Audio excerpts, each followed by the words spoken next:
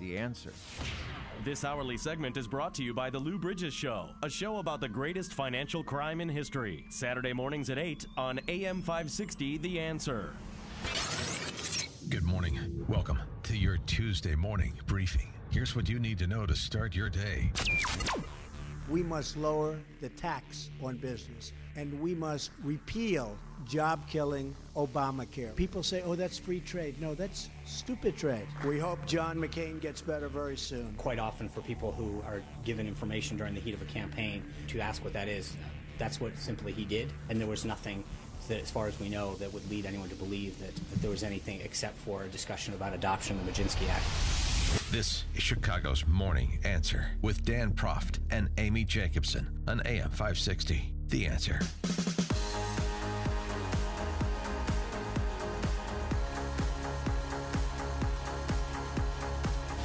Good morning, Dan and Amy. So as President Trump was kicking off his Made in America tour. Yeah. And talking see him with about a cowboy hat on and see him in the fire truck? I saw that. Fire truck was class. Fire trucks are reserved for block parties and children. And just for firefighters. And of course, well, that's the people who should be in them the most. Yeah. And he's trying to kind of refocus attention on his policy agenda and away from Russia, which is a good idea, saying things like this. But for our nation to really prosper, we must lower the tax on business, one of the highest in the world, and we must repeal job-killing Obamacare. We have to do that.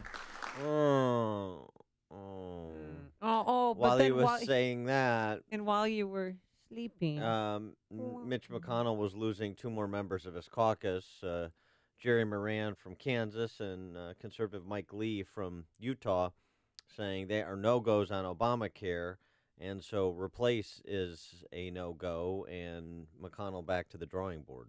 Well, so it was on life support, and it died, overnight with those two more senators you mentioned. But sort of. Can they repeal it outright, or do they have the votes to repeal it?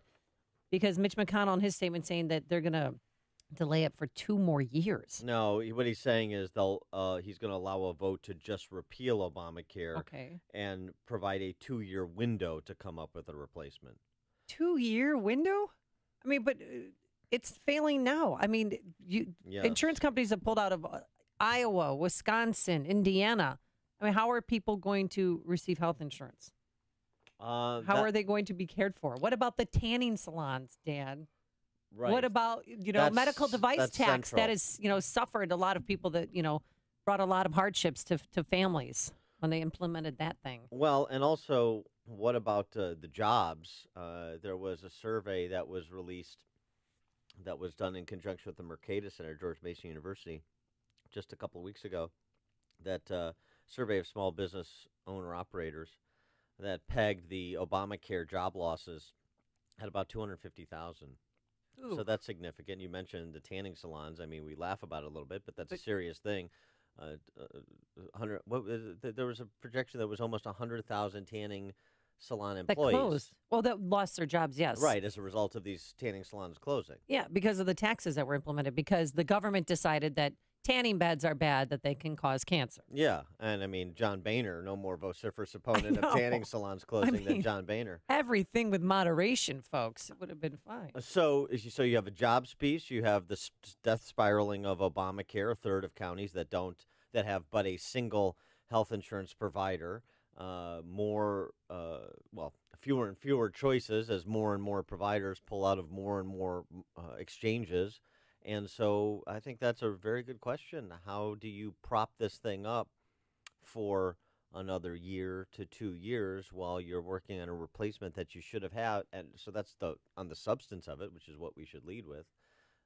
The negative growth impact, the negative job impact, and the question marks about how the health insurance markets are going to work as this central planning gambit has failed. And the whole point of contention was Medicaid expansion, but they sent mixed messages. I mean, listen to Senator Susan Collins and then Vice President Mike Pence. This bill would make sweeping and deep cuts in the Medicaid program, which has been a safety net program on the books for more than 50 years, ensuring that some of our most vulnerable citizens, our disabled children, our low-income seniors, receive the health care that they need.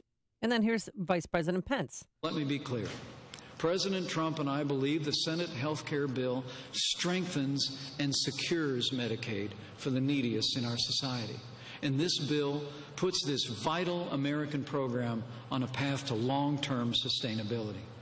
Yeah, Pence is much closer to being correct than Susan Collins in her pathetic sophistry. It's embarrassing, and she should be ashamed of herself to engage in such demagoguery. Look, just give you Illinois as an example. Medicaid is the largest single budgetary line item. It is unfinanceable. It is a budget buster in most states, including Illinois, one of the early Obamacare Medicaid expansion adopters under Governor Pat Quinn. We couldn't afford the Medicaid program when it was nearly 1 in 5 Illinoisans on Medicaid prior to Obamacare expansion. That's tracking to 1 in 3 in the state on Medicaid. This has gone way beyond.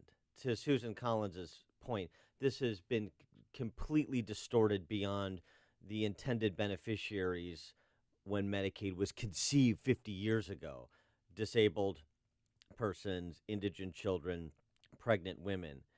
You continue to lower the requirements to expand eligibility well beyond a population that was ever conceived to be served. Able-bodied people should be working rather than having that as just another aspect of their dependency on the state.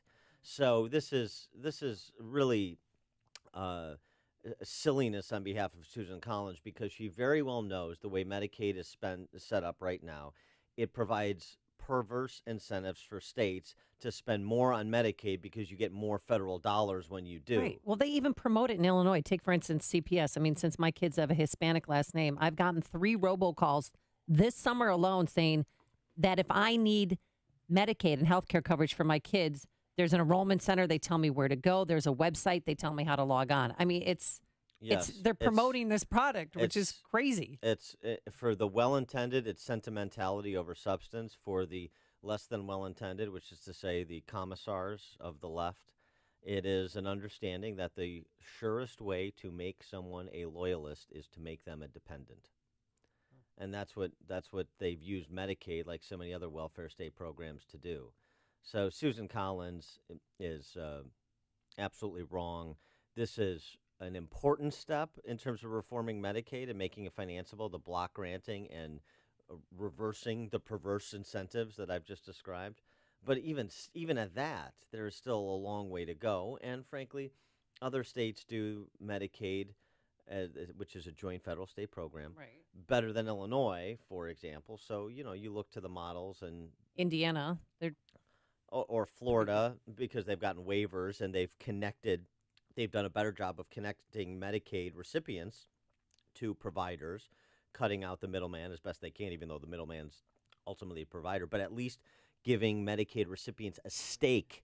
And that's what health savings accounts are. If you don't have a stake, then you have no incentive to control costs. I mean, there has to be a connection between consumer and provider. There has to be transparency, and there has to be an incentive on the consumer side to control costs. If you give everybody a blank check, then there is no incentive to control costs, and costs will not be controlled. Well, you're going to love this. Guess who's released a statement? John McCain from his hospital. Dan, your head's going to explode. He said we need input from both parties. So what do you think the chances are of a bipartisan bill? Well, that's what he's been saying for a couple of weeks. Big deal. It's, John McCain's pat line. I mean, what, head explode. That's just John McCain. It's just John McCain. It's just John McCain and everything. Remember, the economy's not his bag, as he infamously said in 2008, and as he's proven in every year prior and since. So, John McCain. The real question is, if this is how it's going to go down for Republicans, and if this imperils tax reform as well, right? Which because Obamacare taxes are part of the tax reform. Well, yes, you can wed the two, or you can choose not to. You can choose to move for a reduction in corporate and personal income taxes with the idea that the Obamacare taxes will still be in place, or if you just do a straight repeal, will not be in place. And, that the kind of provision of health insurance or what the health insurance markets are going to look like is shaped by the government just remains an open question. So there's nothing, there's no necessity that they be tied together. It makes sense. It's logical to do one than the other, but it's not required. So those are two different things. Kevin Brady, House Ways and Means Chairman, said tax reform is going to happen this year. Treasury Secretary Mnuchin said tax reform is going to happen this year. Well, they said repeal was going to happen this year, too, well, and now it's in jeopardy. So if repeal doesn't happen and if tax reform doesn't happen, where are you on Trump going into the midterms? Where are you on Republicans going into the midterms? Is Trump looking at having a minority Republican representation in at least the House after the 2018 midterms? 312-642-5600, turnkey.pro answer line. I'm just disappointed because the GOP for 7 years now, 7 years, has been promising some form of repeal and replace of Obamacare. And they're in power. They're in control. And nothing has happened. They're just going to sit on their hands. They're going to wait. I mean, where do we go from here? Right. They're going to pay a price. I mean, individual senators perhaps can feel like they're doing the right thing. Certainly Rand Paul does. I'm sure Mike Lee does. Susan Collins. They can feel like, well, I've protected myself or I've taken some kind of principled stand. But at the end of the day, there will be a price to be paid, and price that should be inflicted upon Republicans. By the way, from some of the people taking the stand now, it was very easy to vote Obamacare repeal, knowing that you had Obama as the backstop to veto it, which essentially on the right. And there was no discussion, no acrimony.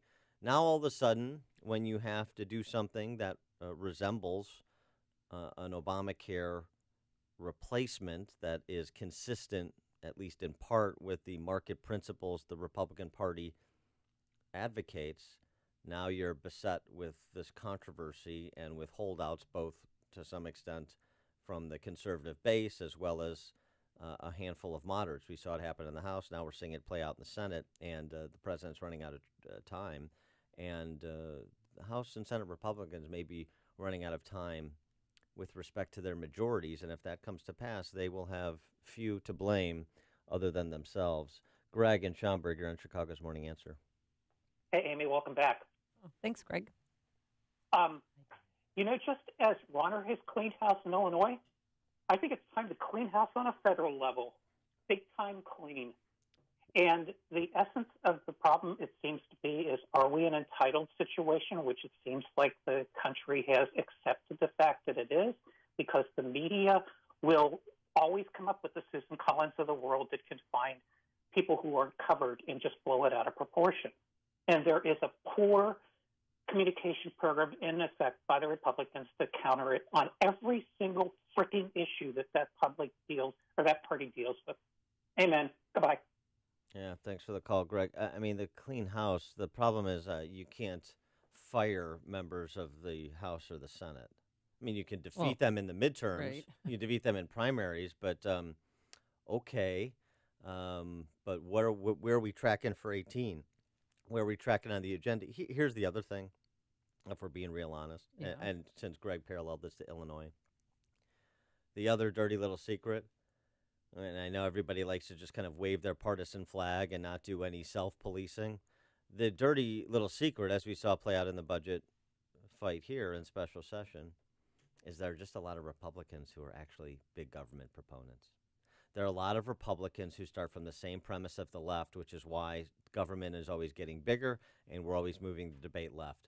If we're in charge, we'll turn the knobs and we'll pull the levers, and we are the ones with the secret knowledge, and we'll make government work. It's just the right people that are needed, and we're the right people. They are proponents of big government in the Republican Party. So to some extent, before you even worry about the central planners on the left, you have to decide what kind of party you're going to be, and I guess that's the kind of the point that Greg is making. And there needs to be a recognition that there's a lot of Republicans who are statists. Simple as that. Listen to Dan and Amy on your smartphone. Download the AM560 mobile app today at 560theanswer.com/mobile.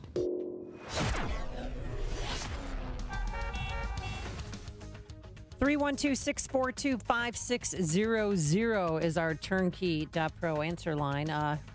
Taking your calls next. But first, your forecast for today.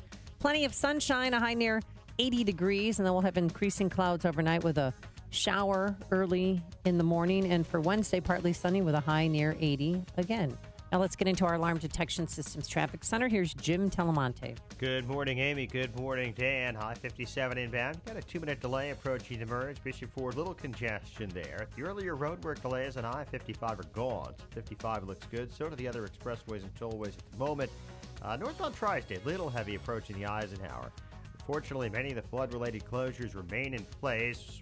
Following this throughout the morning, it's a little difficult to get some updates during the night, but there are still closures of River Road, a couple of stretches in Des Plaines, also in River Grove. Gulf and Algonquin still flooded in Des Plaines. Also Grand Avenue in River Grove, near River Road. There's still closures in Gurnee of 41, 132, Old Plain, and several other roads, 132 and Fox Lake as well. Lincoln Avenue is closed on the north side from Francisco and Peterson for water main work.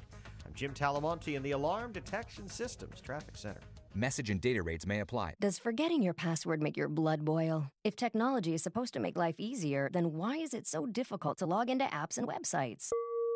We're about to simplify your life now by giving you free access to Dashlane, the award-winning app that remembers and protects all of your passwords, making it easy to securely access all of your accounts. Get Dashlane free for life on your favorite device right now by texting PASS to 543-543. Dashlane makes life online blissfully simple, safe, and secure. Trusted by over 7 million users and 6,000 companies. Top-rated in functionality, security, and ease of use. Honored with over 70,000 5-star ratings. Dashlane, where passwords are never lost, never forgotten, and always secure.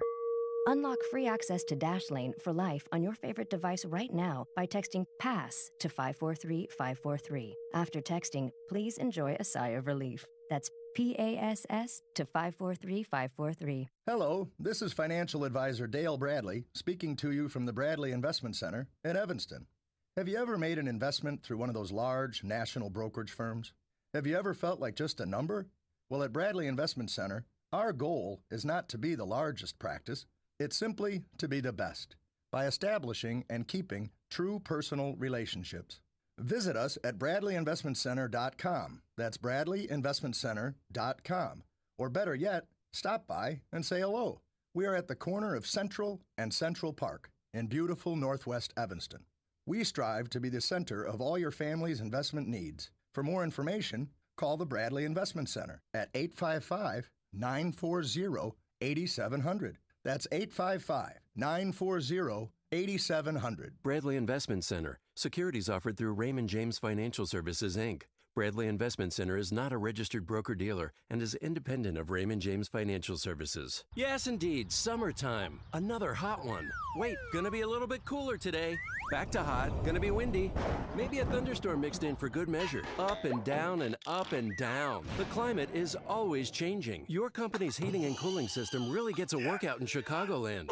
Be ready for anything this summer. Call Air Comfort and get your business's cooling system tuned up and running at peak performance. You see, the Air Comfort problem solvers can find small problems before they become big problems. Plus, proper maintenance will keep your system from wasting energy and money. Air Comfort will make sure your equipment is clean and obstacle-free. And if your chiller is about to or has stopped working, they can install temporary solutions to keep you cool while the long-term fixes are put in place. The key to keep your climate from changing is preventative maintenance, and Air Comfort can help. Schedule a comprehensive assessment of your mechanical system today. Call 708-345-1900 or visit aircomfort.com. Air Comfort, providing the right climate for business since 1935.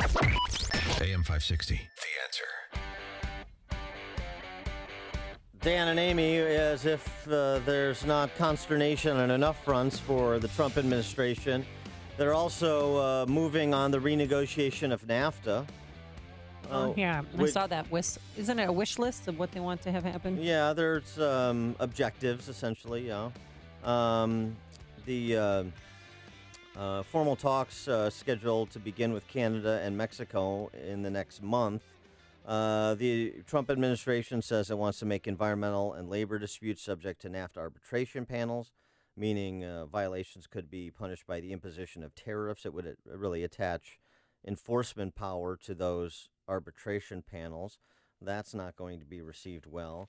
There's a piece about policing currency manipulation.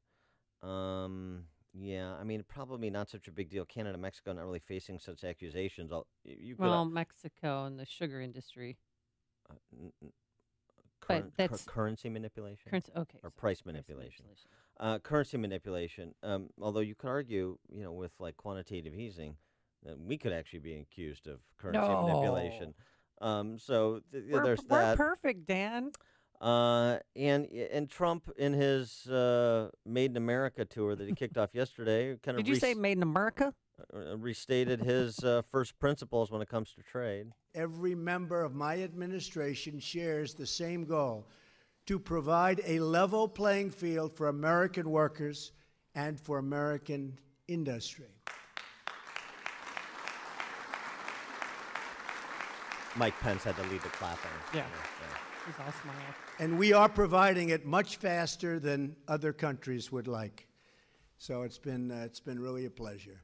We want to build, create, and grow more products in our country using American labor, American goods, and American grit. When we purchase products made in the USA, the profits stay here, the revenue stays here, and the jobs, maybe most importantly of all, they stay right here in the USA. Mm-hmm. I don't mean to put you on the spot, but he highlighted something made in America from every state. What did he highlight with Illinois? Or did he just leave that one out? Because I've been looking. What did he showcase? What is made in Illinois? Well, I mean, there's a lot of items, but what did he choose to highlight yesterday? Jose Quintana, I believe, is what he chose to highlight. I tell you, we started out with some winning. I remember we were going to get sick of winning. We started out with some winning with Gorsuch and the cabinet selections.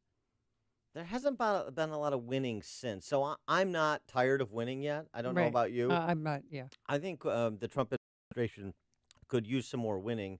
Chicago's Morning Answer. We're going to talk to author Dean Nwini, president of the Halftime Institute and author of the book Trade Up, How to Move from Just Making It's not all about the lucre to making a difference. Dan. Yeah. And then later in the gross column, what an ophthalmologist found 27 times in a woman's eye. But first, let's get into the newsroom and say good morning to Dave Stewart, who is in for Mike Scott. Good morning, Amy. Good morning, Dan. It's 62 degrees in Chicago, 532 on AM 560, The Answer.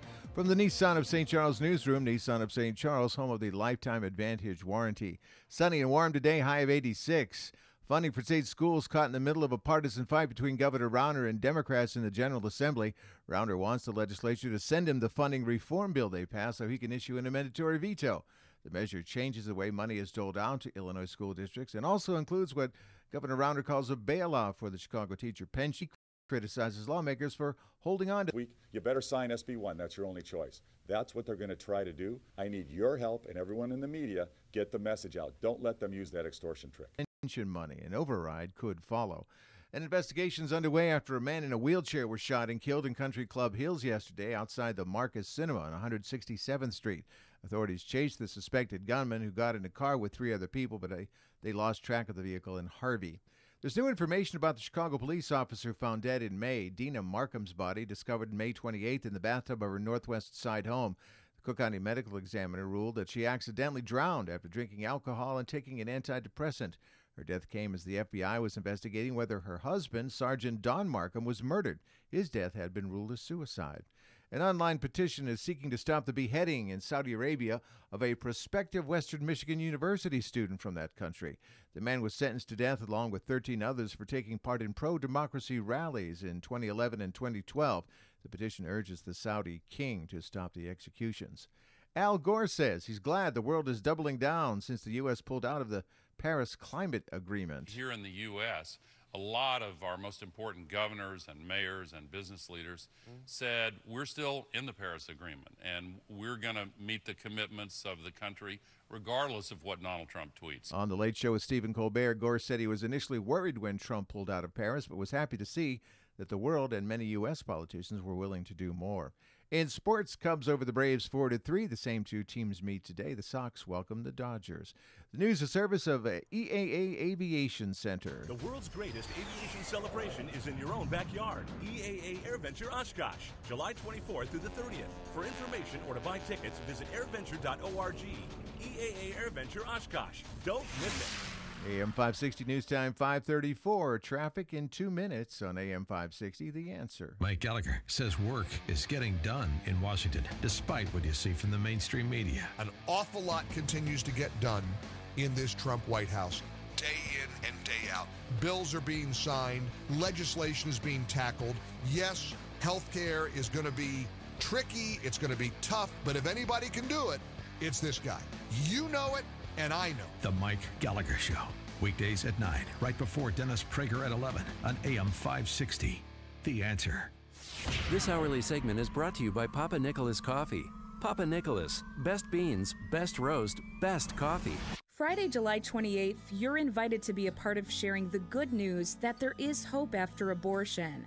Lake County Right to Life invites you to hear Vicki Thorne, founder of Project Rachel and the executive director of the National Office of Post-Abortion Reconciliation and Healing. Admission is free to the Lake County Right to Life annual banquet on Friday, July 28th at the Doubletree by Hilton in Mundelein. An internationally renowned researcher, noted for her work on the biology of bonding and attachment, Thorne will address abortion, its aftermath, and the theology of the body. The Lake County Right to Life banquet is a free event, but there will be an opportunity to make a financial contribution to support this pro-life education and action organization. To reserve a place at the Lake County Right to Life annual banquet on Friday, July 28th, call 847-223-7022 or register online at lcrtl.org.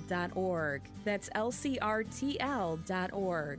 Safety. It's so important at your industrial facility. You need to keep your personnel safe and meet OSHA requirements. One problem with and I'm here to ANSindustrial.com. Quality craftsmanship since 1964. At 5:37 from the Alarm Detection Systems Traffic Center, Jim Talamonte.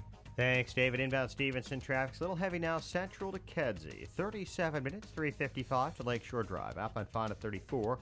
The 8-inch Cat 89 is an hour still fine. Inbound Ryan, just a little heavy approaching downtown. Outbound it's slow, 87th to 95th, where road work has 3 left lanes closed. I-57, 17 minutes. I-80 to the merge, Bishop Ford 19. Northbound Tri-State, a little heavy approaching 290. There's some additional congestion northbound I-65 at Ridge Road. The left lane's closed till 7:30 this morning. Plainfield Hags is closed between 119th and 127th due to a crash. Flood-related closures remain across the north and northwest suburbs. Traffic is a service of LifeLock. It's morning, and here's an eye-opener. LifeLock can see more threats to your identity than you can see if you're just monitoring your credit. And if something happens, a U.S.-based specialist can work to fix it. Go to lifelock.com. Use promo code RISK to save 10%. Traffic answers when you need them most. I'm Jim Talamonte on AM 560. The Answer. More of Chicago's Morning Answer next, but now the forecast, a service of aircomfort.com, providing the right climate for business since 1935. Sunny most of the day, a seasonably warm, a high of 86. Partly cloudy, warm and humid tonight, maybe a late thunderstorm, a low 71. Partly cloudy tomorrow, maybe a thunderstorm, and a high of 85. Right now it's 62 at O'Hare. Next news, 6 o'clock. Get continuous coverage of the latest news, traffic, and weather at 560theanswer.com. Now more of Chicago's Morning Answer on AM 560, The Answer. This hourly segment is brought to you by Grow My Retirement with Bill Geiger of Geiger Wealth. Tune in Saturday afternoons at 2 for Grow My Retirement with Bill Geiger of Geiger Wealth. Coming up next, it's me, Mike Gallagher, right after Chicago's Morning Answer with Dan and Amy on AM 560, The Answer. Dan and Amy back with you. And Amy, our next guest, Dean Nawalny, he's the CEO of the Halftime Institute. He has written a book, Trade Up, How to Move from Just Making Money to Making a Difference. I know you're still working on the former before you can get to the latter. But, it's one of those things where at first blush, yes, it's one of those things. What do they say? Money, the people who say money doesn't matter are the ones who have it. Who have the money, yes. So we need to explore the thesis in Mr. Nawalny's Trade Up, and we're fortunate to have Dean Nawalny, CEO of the Halftime Institute, join us to do just that. Dean, thanks for being with us. Appreciate it. Thank you for having me. I appreciate it. So what about my first blush critique that it's easy to say transition from making money to making a difference if you've got the money in the first place?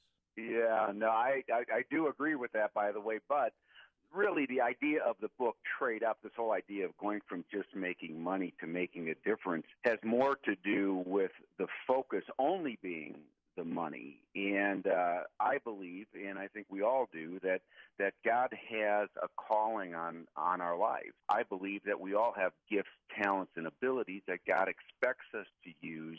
And really the reason I use that tagline is there was a Gallup poll that came out not too long ago that said only 20% of people believe they are doing something that really matters, money or not. And people are hungry for purpose and meaning. So this is sort of the purpose-driven life, to borrow Rick Warrenism. Yeah, it is. It is. You bet. Purpose-Driven Life was obviously very popular, and the book Halftime was a book that we can build Trade Up on. But the idea of finding God's sweet spot for your life, and really it's for everyone. It's not for people who just have money. It's for all folks who are looking to find that sweet spot that God has for them. All right, so what does it take to feel good and to do good in work and life? That's a great question, by the way. When I was working in the financial services industry, interestingly enough, in the Mercantile Exchange Building in Chicago, I felt great about the money that I was making, but until I took the time to really understand what are my strengths and what are my gifts and what are my passions, I didn't really find a whole lot of joy in my life. I was excited that I had a job, of course, which is fantastic, and it was great to get paid, but until I really found that area of passion and took the time to do it. A lot of people, when they read the book Trade Up, may think, well, I can do this overnight, and it really is a journey. Well, as two radio talk show hosts that are neither satisfied with the money or making a difference in the world, you're speaking to those in search of meaning, and so I wonder. I know that you've created, as part of this book offering, sort of an assessment, of a bit of a checklist that people can work through to get to that point you're describing. Give us a sense of what that protocol is. What we ask people to do is really think through a few different questions that I call the disruptive questions.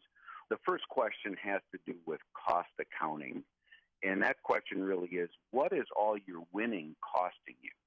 I went through this season of my life that I now look back and I call it my smoldering discontent season. It was where I was successful in the marketplace, but I was really missing out on the relationship with my spouse and with my kids, my health, my faith.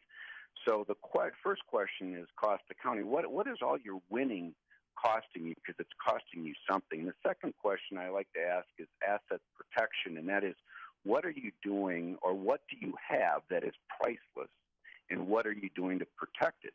In my case, it was really my spouse and my kids that I was neglecting, and they were priceless to me. And so I had to readjust my priorities and my focus. And the third question has to do with metrics, and the question really has to do is, if you were living the perfect life 2 years from now, what would that look like? Not what would you be doing, but what would that look like? And in my case, my spouse would be flourishing, my kids would have high self-esteem, I'd be living out my Ephesians 2:10 calling. I'd be healthy. And so we all look at those things, or those three questions, which are really important. But then it's time to take a step back and really get a better understanding of yourself. Your strengths, we use Strength Finders to find out what your strengths are. We use spiritual gifts assessments to figure out what your spiritual gifts are. And we do passion assessments, because everyone's passionate about something. So when we put that all together, then you can begin living out this life of purpose. He is Dean Nawalny. He's the CEO of the Halftime Institute, which is the international organization founded by Bob Buford to help marketplace leaders go from success to significance, which dovetails nicely into his new book, Trade Up, How to Move from Just Making Money to Making a Difference. You can get the book Trade Up at tradeupbook.com. The website, again, tradeupbook.com. And I'm going to purchase it just to find out what my strengths and skill sets and talents and spiritual gifts are, because like everybody else, I have no idea. So I look forward to those answers. Dean, thanks so much for joining us. Good luck with the book. Appreciate it. I appreciate it. Thanks for having me on. Thank you. And he joined us on our turnkey.pro answer line. The stories you need to know to start your day. This is Chicago's Morning Answer on AM 560. The Answer.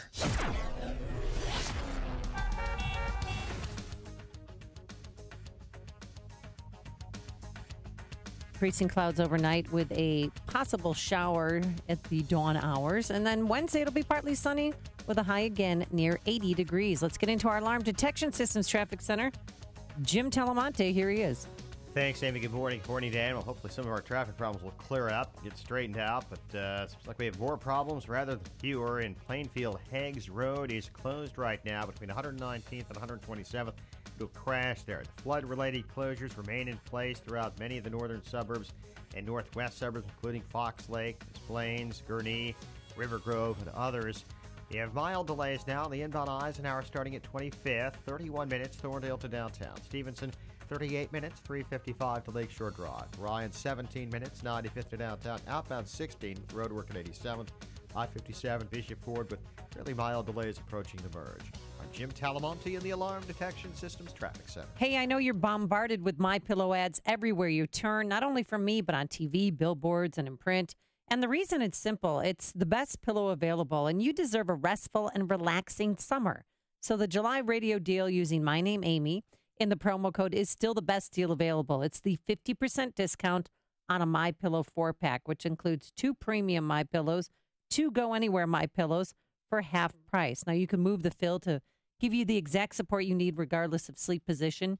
You'll sleep deep and won't wake up to a stiff neck or headache. And our good friend Mike Lindell makes them right here in America using only American labor. So you can wash and dry them. They're hypoallergenic, and you'll get the 10-year warranty and 60-day money-back guarantee. So get your 50% off the 4-pack by calling 800-489-0201 and use the promo code Amy, or visit mypillow.com. That's 800-489-0201. All Nissans are created equal. It's Nissan of St. Charles that makes the difference. At Nissan of St. Charles, we go the extra mile to make sure your happiness lasts as long as you own your vehicle. Every new Nissan or used vehicle we sell comes with our exclusive Lifetime Advantage warranty. So when you get your new Nissan at Nissan of St. Charles, you'll drive with peace of mind, knowing it's backed by our exclusive warranty that lasts the lifetime of your vehicle. And be sure to ask about our Lifetime Tire program. Where else can you get a great deal on a new Nissan, a Lifetime Advantage warranty, and a Lifetime Tire program? The little things make all the difference. While all Nissans may be created equal, the difference is clearly Nissan of St. Charles. Located on North Avenue in the heart of St. Charles. Or visit us online at nissanofstcharles.com. That's nissanofstcharles.com. Nissan of St. Charles. Experience the difference. A storm is on the horizon, and you need to keep the lights on no matter what. Your business relies on the power being on 24/7. It's the lifeblood of your data and computer systems. Weather-related outages from the power company are not acceptable. Your need for a source of power that's reliable 24/7, along with round-the-clock service that can dispatch technicians to your site immediately, is mission critical. Your business needs Charles Equipment Energy Systems on speed dial. These are the big boys, not residential or solar, but reliable industrial generators for emergency backup or events. When you need more than a 100-foot extension cord plugged into a small engine generator, call Charles Equipment Energy Systems. They keep the lights on with rental generators for job sites or power outages. The storm season is here. Plan ahead. Call now to prepare generators for sudden damage and potential power outages. Call 630-834-6000. That's 630-834-6000 or charlesequipment.com. charlesequipment.com. Signature Bank is Chicago's fastest growing independently owned business bank. It's a bank where relationships still matter. Signature Bank knows your name and your story. I'm Dan Proft, and I know this because Signature Bank is my business bank. Hi, I'm Dave Geiselhart, president and owner of Home Trust Mortgage and customer of Signature Bank. When the large banks turned away from the mortgage lending industry during the financial crisis, I turned to locally owned Signature Bank. Signature Bank stepped in and helped me expand our business at a time when the larger banks wouldn't. Today, I'm proud to say Home Trust Mortgage has been able to expand our business in Illinois and the Great Lakes region. We couldn't have done that without the help of Signature Bank. Signature Bank truly helps Chicago businesses like mine grow and thrive. That's why we also became personal customers and shareholders of Signature Bank, Chicago's business bank. Signature Bank is looking for their next success story. Learn more about turning your business vision into reality. Visit signature-bank.com. Signature Bank, helping local businesses succeed. Member FDIC, Equal Housing Lender. AM 560, The Answer. The hypocrites scatter when I shine the bright light of reason. I'm Larry Elder. Join me tonight at 7 right here on AM 560, The Answer. Good morning, Dan and Amy. So, Amy, is this the cult you go to on Sundays, the R. Kelly cult?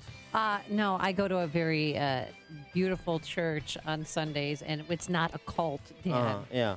So this isn't the cult. So this is a different cult. R. Kelly is being accused of having cults where he essentially is like a David Koresh-ian figure, young women at homes in Atlanta and Chicago that he has under his under his power, maybe. Yeah. Well, he tells them basically he confiscates their cell phones. He controls every aspect of their lives. He tells them what they can eat, how they can dress, when they should shower, when they should sleep, when they should use the bathroom. And that's according to two parents, one in Georgia and one in Florida, that they've come forward asking the authorities for help, saying that their kids are being brainwashed and controlled. He refers to the women as babies, Dan. Requires them to call him daddy. Daddy. Gross. And asks permission to leave the studio or their residences, films their sexual encounters with him. Oh, there you go. Abuses them physically and verbally. Also, we're talking potentially about underage girls again with R. Kelly. Well, one he met when she was 17. He said that he was going to help her with her music career. That always ends well. And the other one he met when she was 19. She's 21 now. So law enforcement did reach out to her, and she said that she's fine and she doesn't want to be bothered by her parents. But it's this disgusting behavior. Why would he even videotape anything? I had to see that incident back in the 90s. Remember when he gave a golden shower? Can I say that on the radio? To a 13-year-old girl. And we watched it in the newsroom. 2008 case. 2008 case, excuse me. Yeah, 14 charges of making child pornography.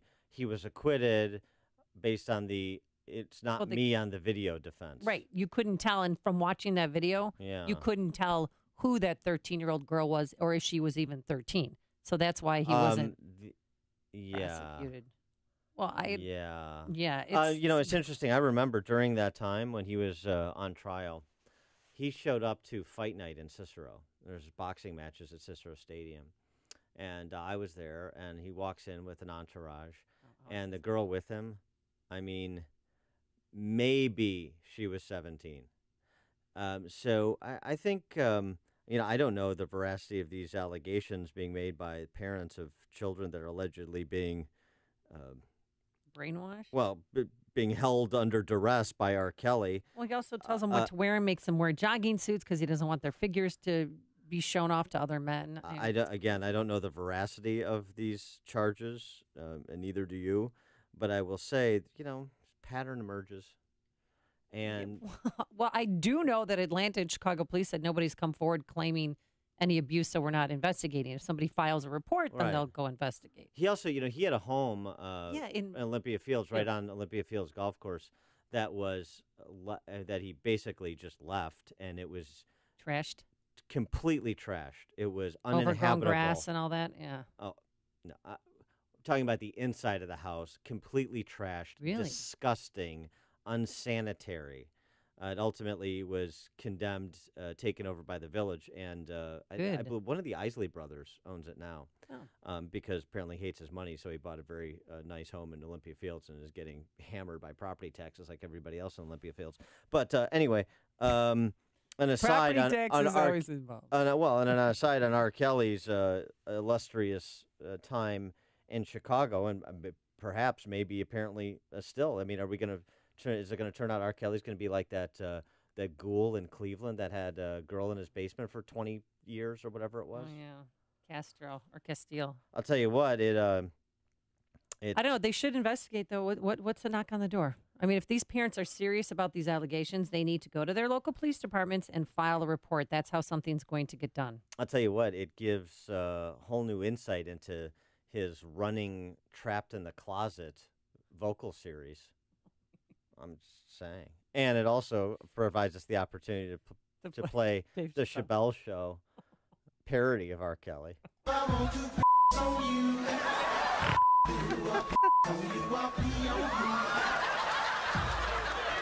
Set your body is a porta potty, and my pee got kicked like a nurse karate. I'ma pee on you, drip, drip, drip, pee on you. Chappelle is so good. It's so good. One of the great music lines in history. Your body is a porta potty. You've made the switch, and it feels so good. You've switched to Chicago's Morning Answer on AM 560.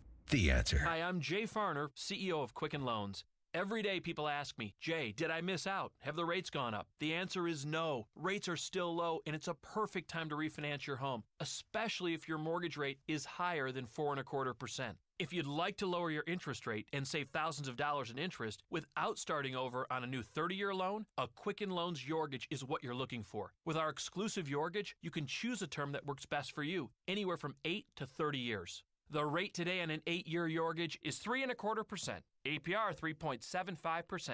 For 7 years in a row now, J.D. Power has ranked Quicken Loans highest in the nation for customer satisfaction for primary mortgage origination. And for the 3rd year in a row, they've also ranked us highest in the nation for mortgage servicing. Call us today at 800-QUICKEN or go to QuickenLoans.com. That's 800-QUICKEN. For J.D. Power award information, visit jdpower.com. Call for cost information and conditions. Equal housing lender. Licensed in all 50 states. NMLSConsumerAccess.org number 3030. Do you crave work that matters? 20 years ago, Bob Buford's book, Halftime, took business leaders from success to significance in their work. That book started a movement and the Halftime Institute. Now, from Institute CEO Dean Nawalny comes the next new powerhouse book, Trade Up. Building on Bob's legacy, Trade Up shows marketplace leaders how to not just make money, but make a difference. If the word smoldering discontent describe you, then trade up. Go to halftime.org. That's halftime.org. Raj Shah, host of Secure Retirement Radio. I spoke to one person and, I asked him a simple question is, what do you want to do with your retirement? And he said, I want to protect it. Because if it does go down and not come back, do you have enough time in the market to recover those losses? Tune in for Secure Retirement Radio with Raj Shah, Chicago's safe money strategist. Sunday mornings at 7 here on AM 560, The Answer.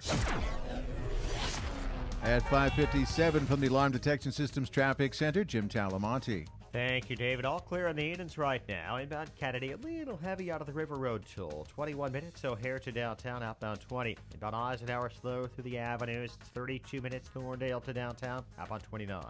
Inbound Stevenson, delays start at Central. 39 minutes, 355 to Lakeshore Drive, outbound 34. Bryant, 18 minutes, 95th to downtown, outbound 18 after roadwork at 87th. That's now clearing. I-57, 21 minutes, I-80 to the merge, Bishop Ford 19. Northbound Tri-State heavy from the Reagan Tollway to the Eisenhower. Traffic is a service of Dove Men Plus Care. Did you hear that 91% of guys that use Dove Men Plus Care antiperspirant recommend it? Dove Men Plus Care user Daniel said his armpits aren't the worst thing at the gym anymore. Make the locker room a better place. Pick up some new Dove Men Plus Care for your gym bag at your local retailer. Traffic answers when you need them most.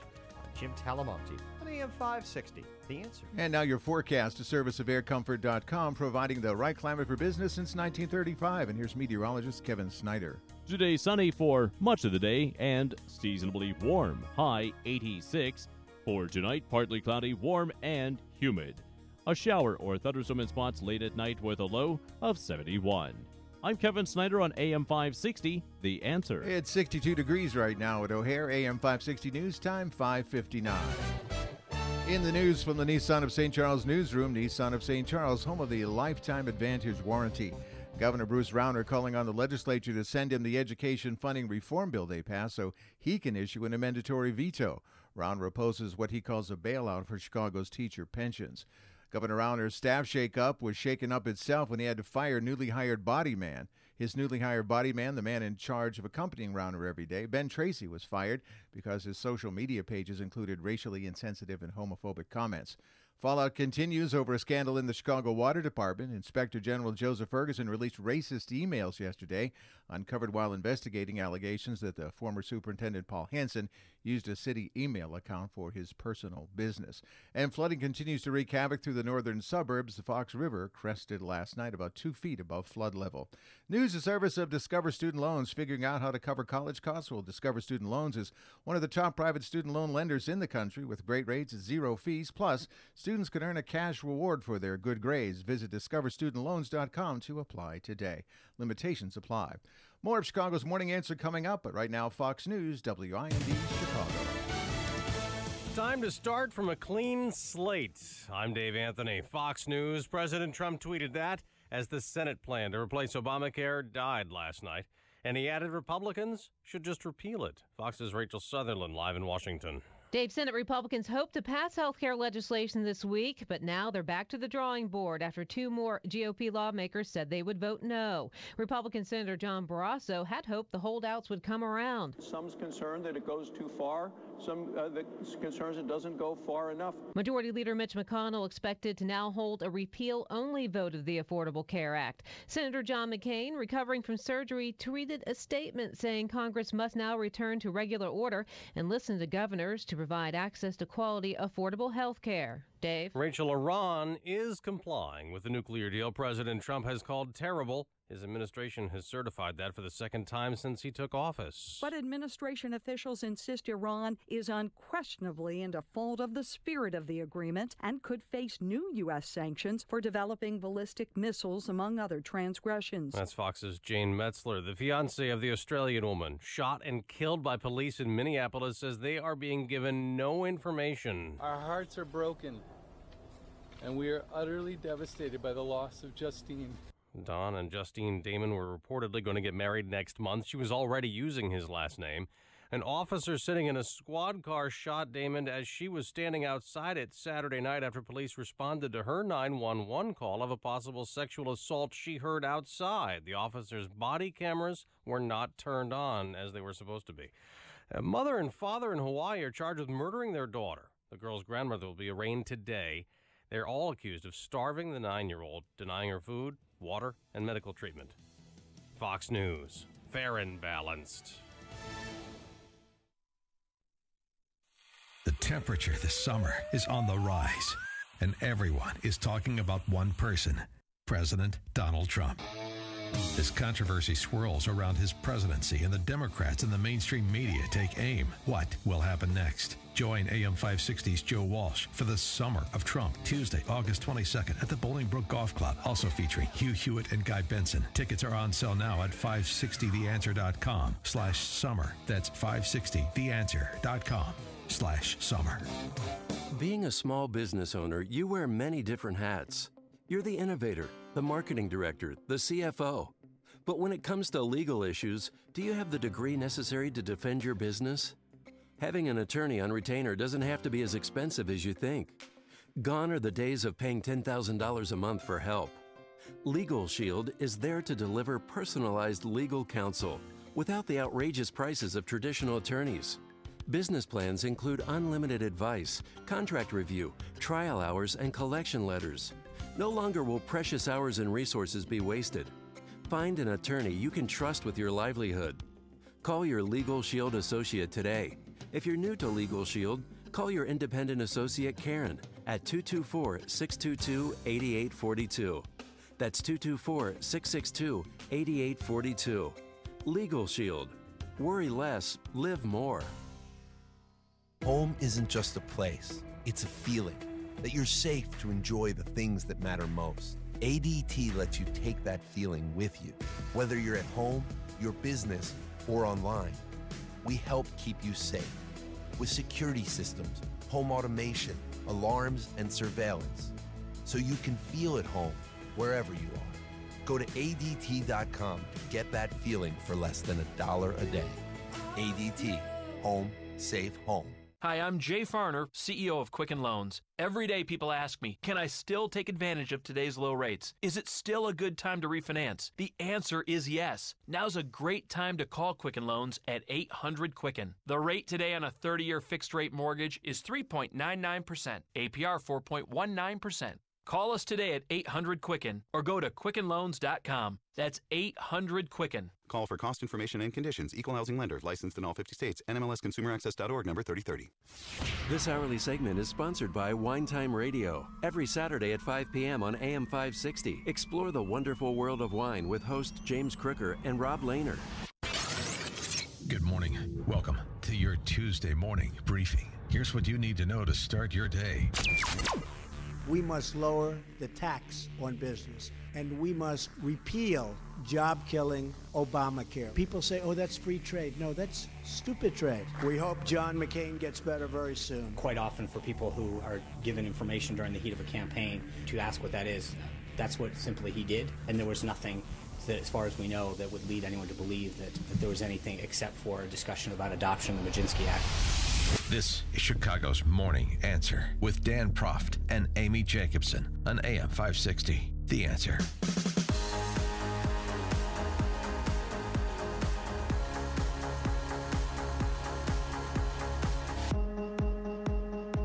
Good morning, Dan and Amy. This police shooting, fatal police shooting in Minneapolis, has you quite worked up, Miss Jacobson. Yes. Because for the first time, I can actually understand, empathize with the African-American community, because this was an unarmed, blonde female who was murdered by a police officer. Okay. Well, can we just pull the reins a little bit, pump the brakes while we're pulling the reins? So you have to have someone that has your physical characteristics to empathize with somebody else? No, I've always empathized, and I'm a very compassionate person with what the African-American community was going through. But I'm saying if there was a string of unarmed blonde women being shot by police, I would join a movement. I would join a Blonde Lives Matter group, and I would take it to the streets. That's absurd. Well, maybe I am absurd, but this really, absurd. I mean, you have a 40-year-old woman. So many levels. Well, yeah, you can start peeling the onions back on me later, and I'll pay you for the counseling. But you have a 40-year-old woman, Justine Damon. She's originally from Sydney, Australia, so this is making headlines around the world. She has a fiance. They live in Minneapolis. And on Saturday night, she thought a woman was being sexually assaulted, raped in her back alley.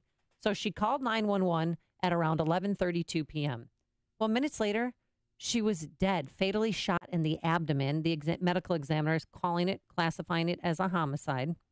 And what bothers me so much, the officer's still out on the streets. He's on paid administrative leave. Well, he's not on the streets. I'm sorry, he's on paid administrative leave. He's not on the streets, but he has not been arrested yet. And the family really just wants to know what happened. Here's her husband. The death of Justine is a loss to everyone who knew her. She touched so many people. And police aren't saying a word.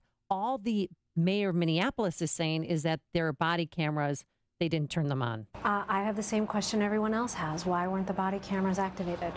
312-642-5600 is our turnkey.pro answer line. 64636, type in DA is our text line. So so the incident itself where she was shot, she, as I understand it from the Star Tribune report, the officers pull up. She goes out to talk to the officers, and she called 911.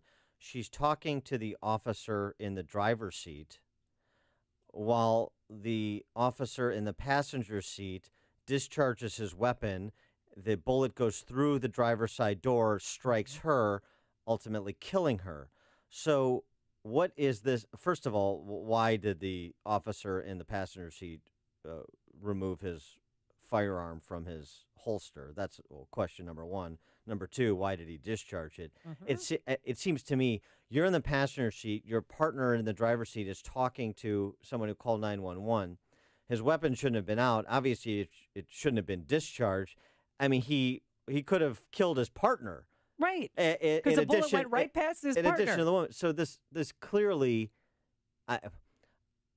I would suggest that logically, the most likely scenario is that it was an accidental discharge that should have never happened, because why was his weapon drawn? And she didn't have a weapon, and police found no weapons at the scene. But another point of contention with this is the attorney who is representing Mohammed Noor. He is the Minneapolis police officer, joined the force in 2015. They released a statement. Officer Noir extends his condolences to the family and anyone else who's been touched by this event. He takes their loss seriously and keeps them in his daily thoughts and prayers. He came to the United States at a young age and is thankful to have had so many opportunities.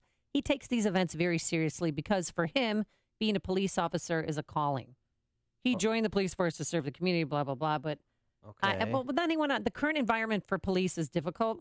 But Officer Noir accepts this as a part of his calling. Yeah, that's all well and good. And obviously they're lawyered up, and so there's an investigation, so people aren't talking. There's nothing particularly surprising about this.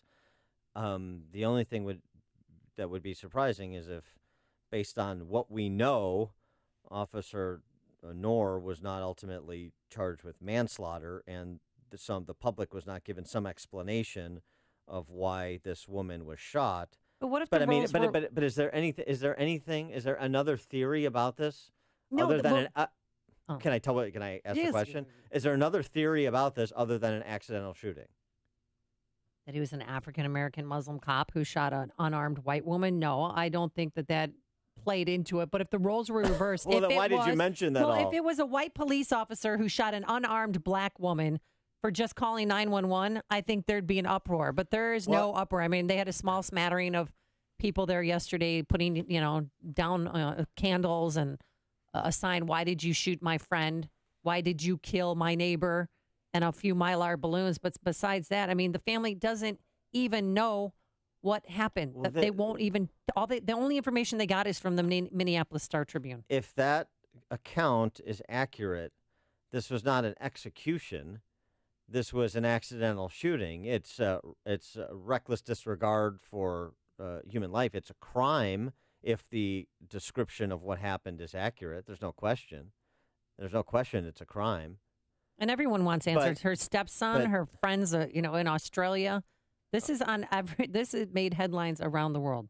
Well, of course, because this woman is dead and she shouldn't be dead. Of course, it should make headlines, and the officer should be held accountable if the account is an accurate description of what went down that night. But again, just the fact that he is in the passenger seat and he discharges his weapon that goes through the driver's side door that strikes her, give me another theory as to why those events occurred.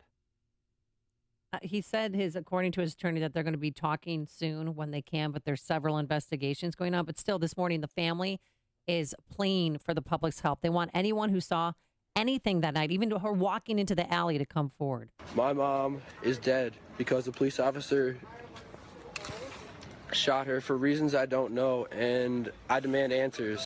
And if you see, I watched Nightly News last night, and she was a spiritual leader. On Saturday night, she was leading a group in prayer, yoga instructor, very well respected in her community. A community person. She cared about the neighborhood, would arrange block parties, and she called the police and did the right thing, and she ended up dead. This is not supposed to happen in America. Police officers, particularly in Minnesota, I think might need to be retrained.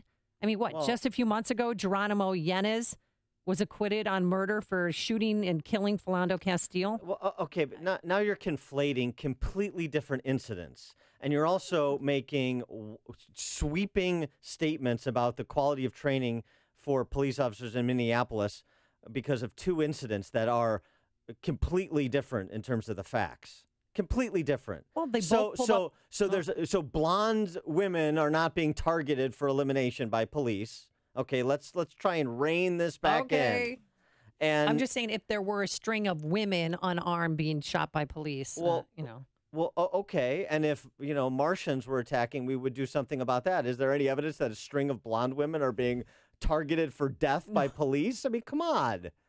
Just get it together. I'm upset. Kurt in Brookfield, you're on Chicago's Morning Answer. Hey, good morning. I'm a law enforcement trainer, and without knowing all the facts, it's hard to say what happened. But it really looks like this was probably a negligent discharge. Right. Which is a shame, which all law enforcement needs to train for, and that's what we strive for. However, this bomb throwing that Navy's doing today, it's not going to help cops at all. You're just now turning it on. Well, look, it's the African American community. Now it's white females. There was no intention of this officer to shoot that lady. And to build it up like this is a disservice to all the men and women that are trying to serve and do the duty. It's a dangerous job. I understand that. But all right, then, Kurt, help me out. Kurt, help me out. If you're responding to an alleged sexual assault in progress, do you roll up on the scene with your hand on your weapon, or how do you handle it? It's a young officer, so it may be one of his first major call-outs. So he may have had his hand on the weapon. The fact that he drew it inside the car, that's an issue. But that's a training issue.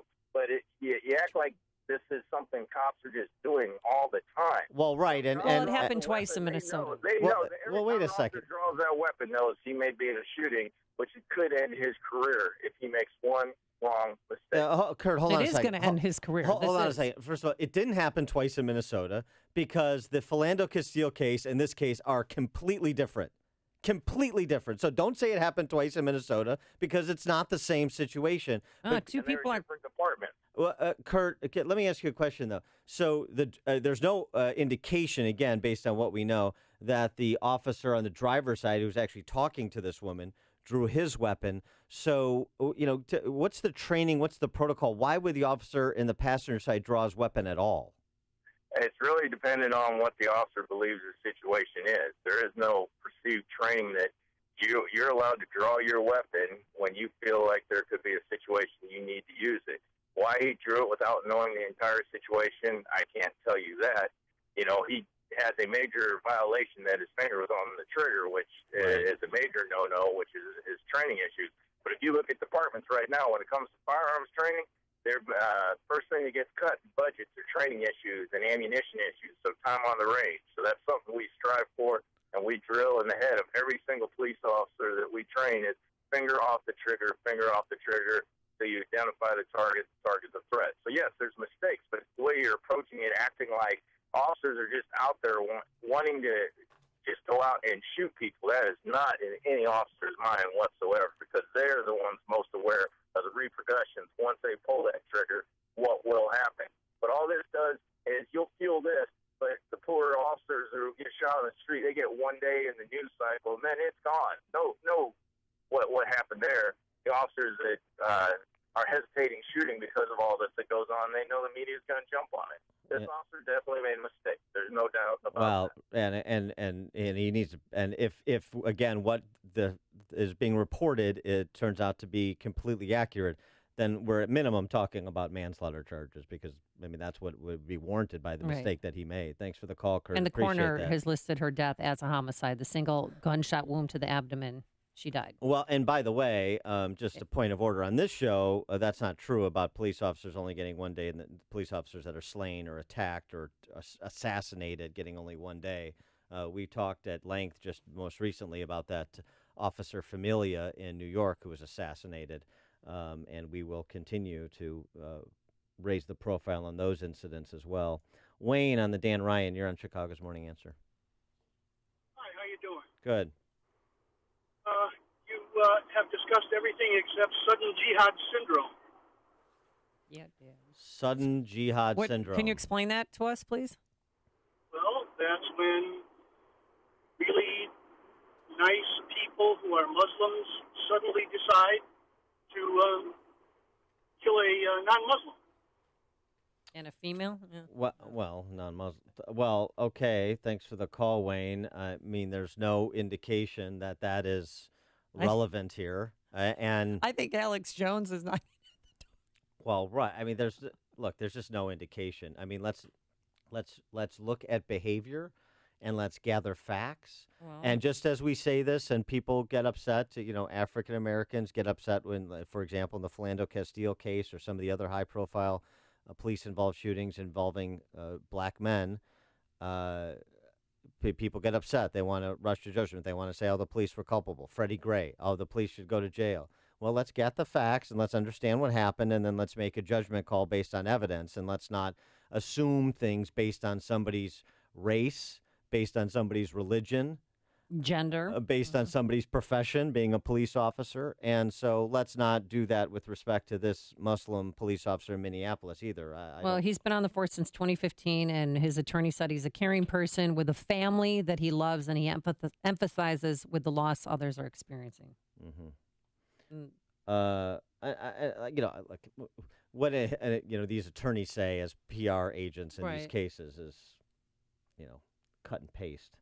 And I'm not saying he doesn't, and I'm saying he doesn't regret it, and I'm not saying it was not an accident. But, some accidents when you take another person's life require criminal sanctions. Yeah, nothing's more final than death. Joe in Oak Forest, you're on Chicago's Morning Answer. Hey, Dan, could you ask some of the police that call if they're allowed to do a trigger job on their guns? Their trigger? Say that again, I'm sorry? If police are allowed to do what? Have a trigger job on their pieces? You mean to have, to fashion the trigger such that it's a hair trigger? Is that what you're saying? Yes. Okay. I don't know the answer to that, but I'm happy to ask police. Thanks for the call, Joe.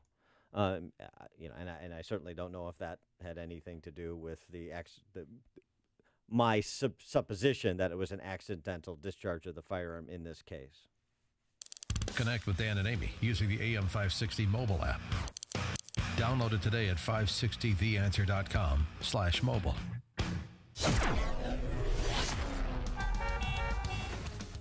Coming up next, if you wear contact lenses, listen up. But first, here's your forecast. Plenty of sunshine today, a high near 80 degrees. Tonight, some increasing clouds and a chance of a morning shower. And then tomorrow, we'll have partly sunny skies, again, a high near 80 degrees. Let's get into our Alarm Detection Systems Traffic Center. Here is the one and only Jim Telemonte. Thanks, Amy. Good morning. Good morning, Dan. Plainfield Hags Road is closed between 119th and 127th due to a crash. Flood-related closures remain at many of the same places they've been in effect in Des Plaines, River Grove, Gurnee, Fox Lake, and other suburbs. The Edens is fine. Kennedy inbound. Heavy out of the River Road toll to Lawrence. 27 minutes. O'Hare to downtown. Outbound 21. The Eisenhower is 43 minutes. Thorndale to downtown. Outbound 37. Don Stevenson. 42 minutes, 355 to Lakeshore Drive, outbound 5. Orion, 27 minutes, 95th to the Loop. I-57, 31 minutes, I-80 to the Merge, Mission 420, northbound Tri-State. Slow from the 83rd Street toll to the Mine Bridge and jamming up from the Cermak toll to the Grand Avenue curve. A crash there in the two left lanes. I'm Jim Talamonte in the Alarm Detection Systems Traffic Center. Text from 773, Amy, in solidarity with you. Save the Swedes, Blonde Lives Matter, parentheses, in the bedroom. Oh, thank you, Dan. Hey, how would you like to have insurance for your computer network? Something to protect your hardware and software, and more importantly, give you peace of mind. Well, using Turnkey IT for installation and support of your systems is like having insurance for your computer network. For one affordable monthly payment, your company gets a full team of certified technicians who are there for you, working in the background to ensure your systems are up and running. They'll help you over the phone and make house calls to your workplace, and Turnkey IT doesn't wait until there's an emergency call because they work hard to take preventative measures to keep your network secured, backed up, and running nonstop. Turnkey IT can protect your network with the quote-unquote turnkey experience where everything's included. Office 365 hosting, you'll have advanced network protection, cloud backup, disaster recovery, and unlimited remote and on-site support. So find out what Turnkey IT can do for your company today. It's easy. Just visit turnkey.pro. That's turnkey.pro. What's the scariest thing about going to the dentist? Opening your mouth or opening your wallet? Because just a simple cleaning can cost $100, and things like root canals can cost you hundreds more. If you don't have dental insurance to help, you should give Physicians Mutual Insurance Company a call. 1-800-300-8038.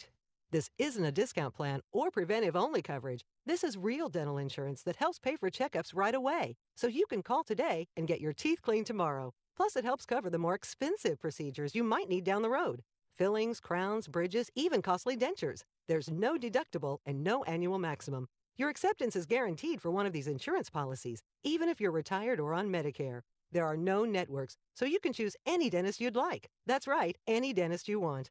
Call and we'll rush you a free information kit with all the details. 1-800-300-8038. That's 1-800-300-8038. 1-800-300-8038. Finding great candidates to hire can be, well, like trying to find a needle in a haystack. Sure, you can post your job to some job board, but then all you can do is hope the right person comes along. Which is why you should try ZipRecruiter. ZipRecruiter is different. It doesn't depend on candidates finding you. It finds them. With its powerful technology, ZipRecruiter distributes your job everywhere it needs to be to find the right candidates. In fact, over 80% of jobs on ZipRecruiter get a qualified candidate in just one day. So, while other companies might deliver a lot of hay, only ZipRecruiter finds you what you're looking for. The needle in the haystack. Used by businesses of all sizes, ZipRecruiter offers the most qualified job candidates with immediate results. And right now you can try ZipRecruiter free. That's right, free. Just go to ZipRecruiter.com/work. That's ZipRecruiter.com/work for your free trial. ZipRecruiter.com/work. AM 560, The Answer. You want more than just the headlines? Find out what's going on and what it means with me, Dennis Prager, this morning at 11, right here on AM 560, The Answer. Dan and Amy, and the topic, kids' birthday parties and how much you spend or would spend on your kid's birthday party or to attend another kid's birthday party.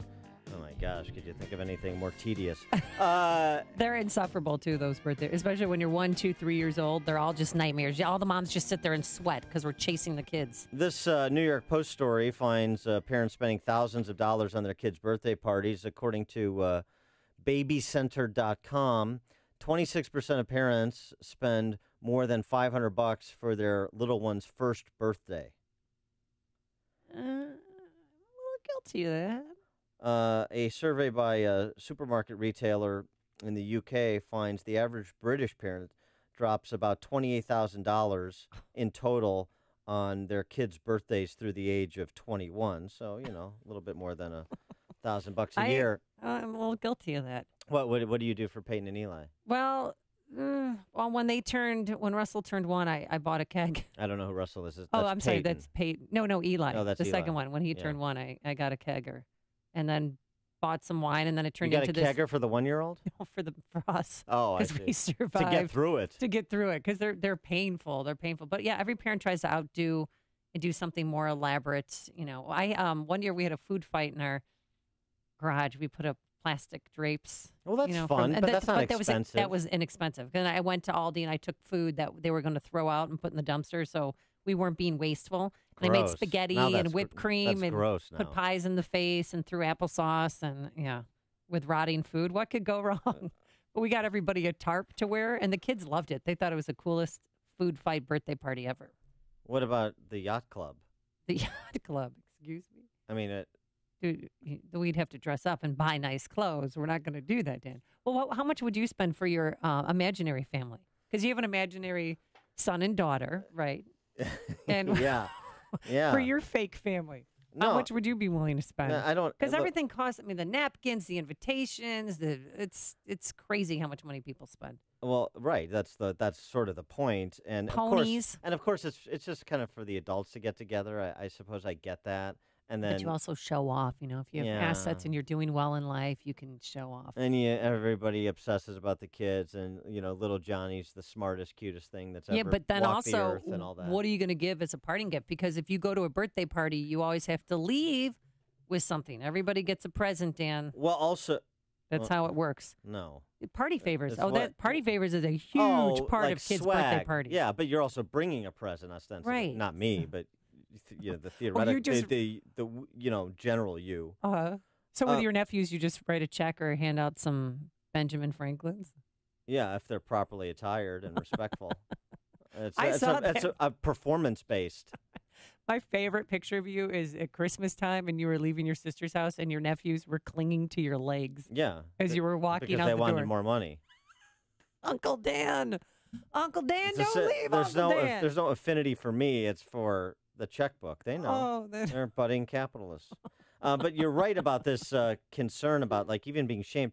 The story in the New York Post. My son and I showed up in T-shirts and shorts, and my jaw hit the floor. I was horrified. We were so underdressed for a child's 5th birthday party at some, D.C. area country club. Well, a country club. You can't go shorts and a T-shirt to a country club. What are you doing? No, you can't do that. But you know, why are you having a fifth graders party at a country club? To show off Okay, that, here's what you're you do. a member at the club. This is what I did for my birthdays. Oh, yeah, what'd you up do? until the age of like 34. Funway for a skating party. Funway in Batavia. Oh, yeah. I don't even know if it's still open. Probably but not. Just a roller skating party. I went to the Axel on Displays, and it's closed. And then they had arcade games too. Yeah, that's a great birthday party. And it was like Brewster's Millions. It's just like me by myself in the skating rink playing the arcade games because, one, I didn't want any other kids to, rain on my parade, to pollute my birthday party. and by the way, this is up to the age of 34. Oh, that's right. And number two, nobody wanted to come. Oh. So it's Did you ever have sleepovers? So that's perfectly aligned. Yeah. Did you ever have sleepovers? Or is this creepy and uncomfortable? No, I didn't have sleepovers. You didn't? Did you ever get invited to a sleepover as a child? No. Oh, really? No, No. This isn't a radio bit. This is serious. I was kind of lonely. Kind of still. I'm so sorry. Yeah.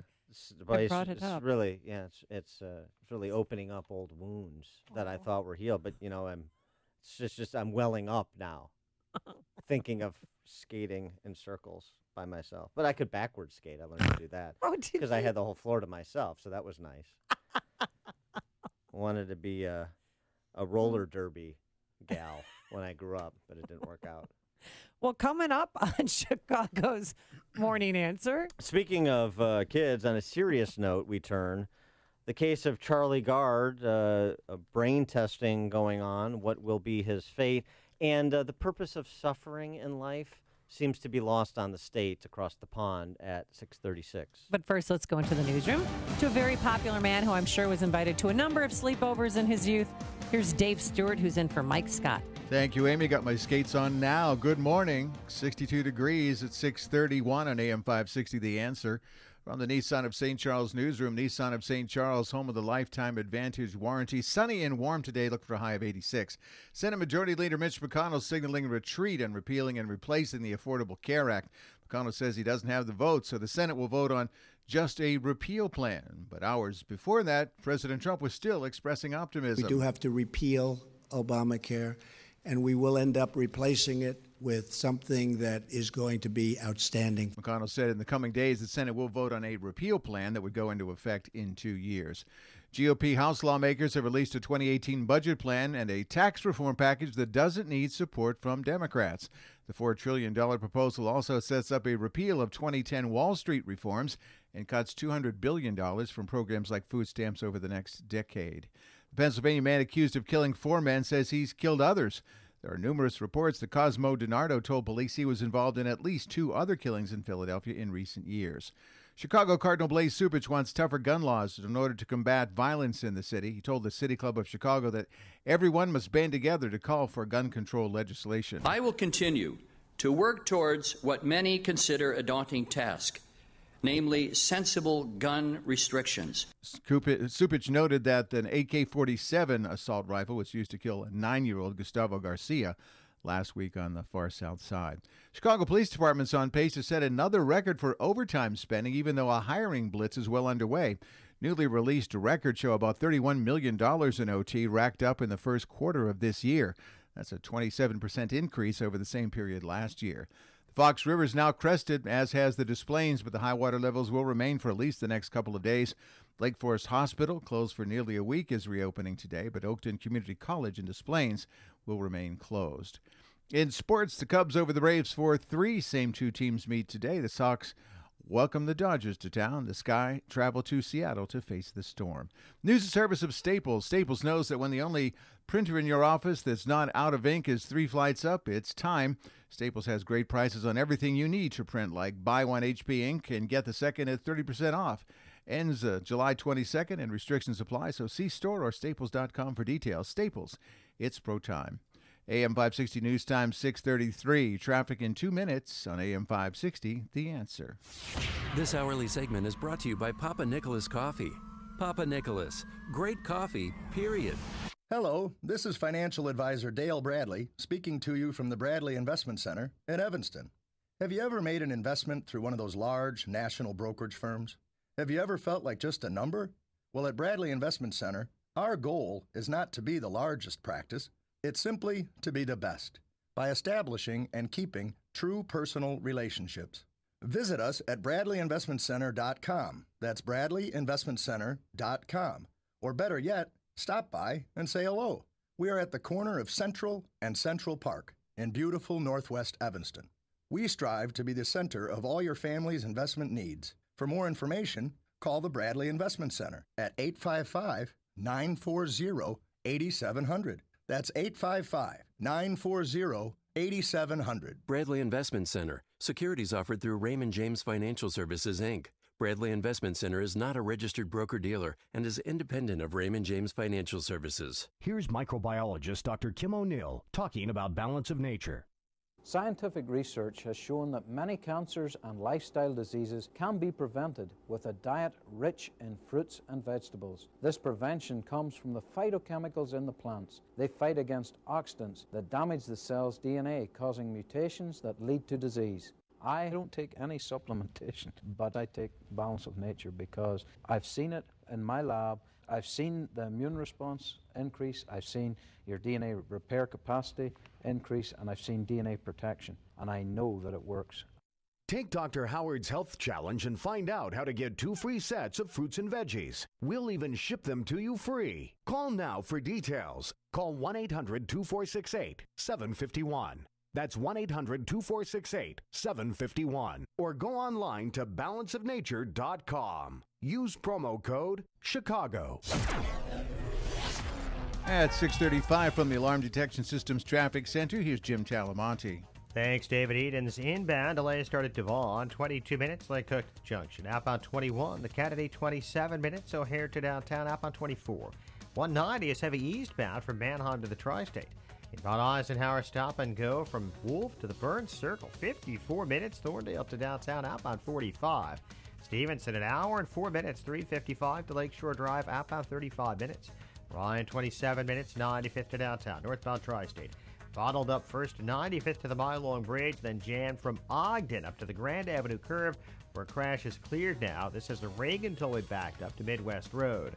8094 westbound heavy Burr to Clyde. Many flood-related closures remain across the suburbs. Traffic service of LifeLock. It's morning. Here's an eye-opener. LifeLock can see more threats to your identity than you can see if you're just monitoring your credit. And if something happens, a U.S.-based specialist can work to fix it. Go to lifelock.com. Use promo code RISK to save 10%.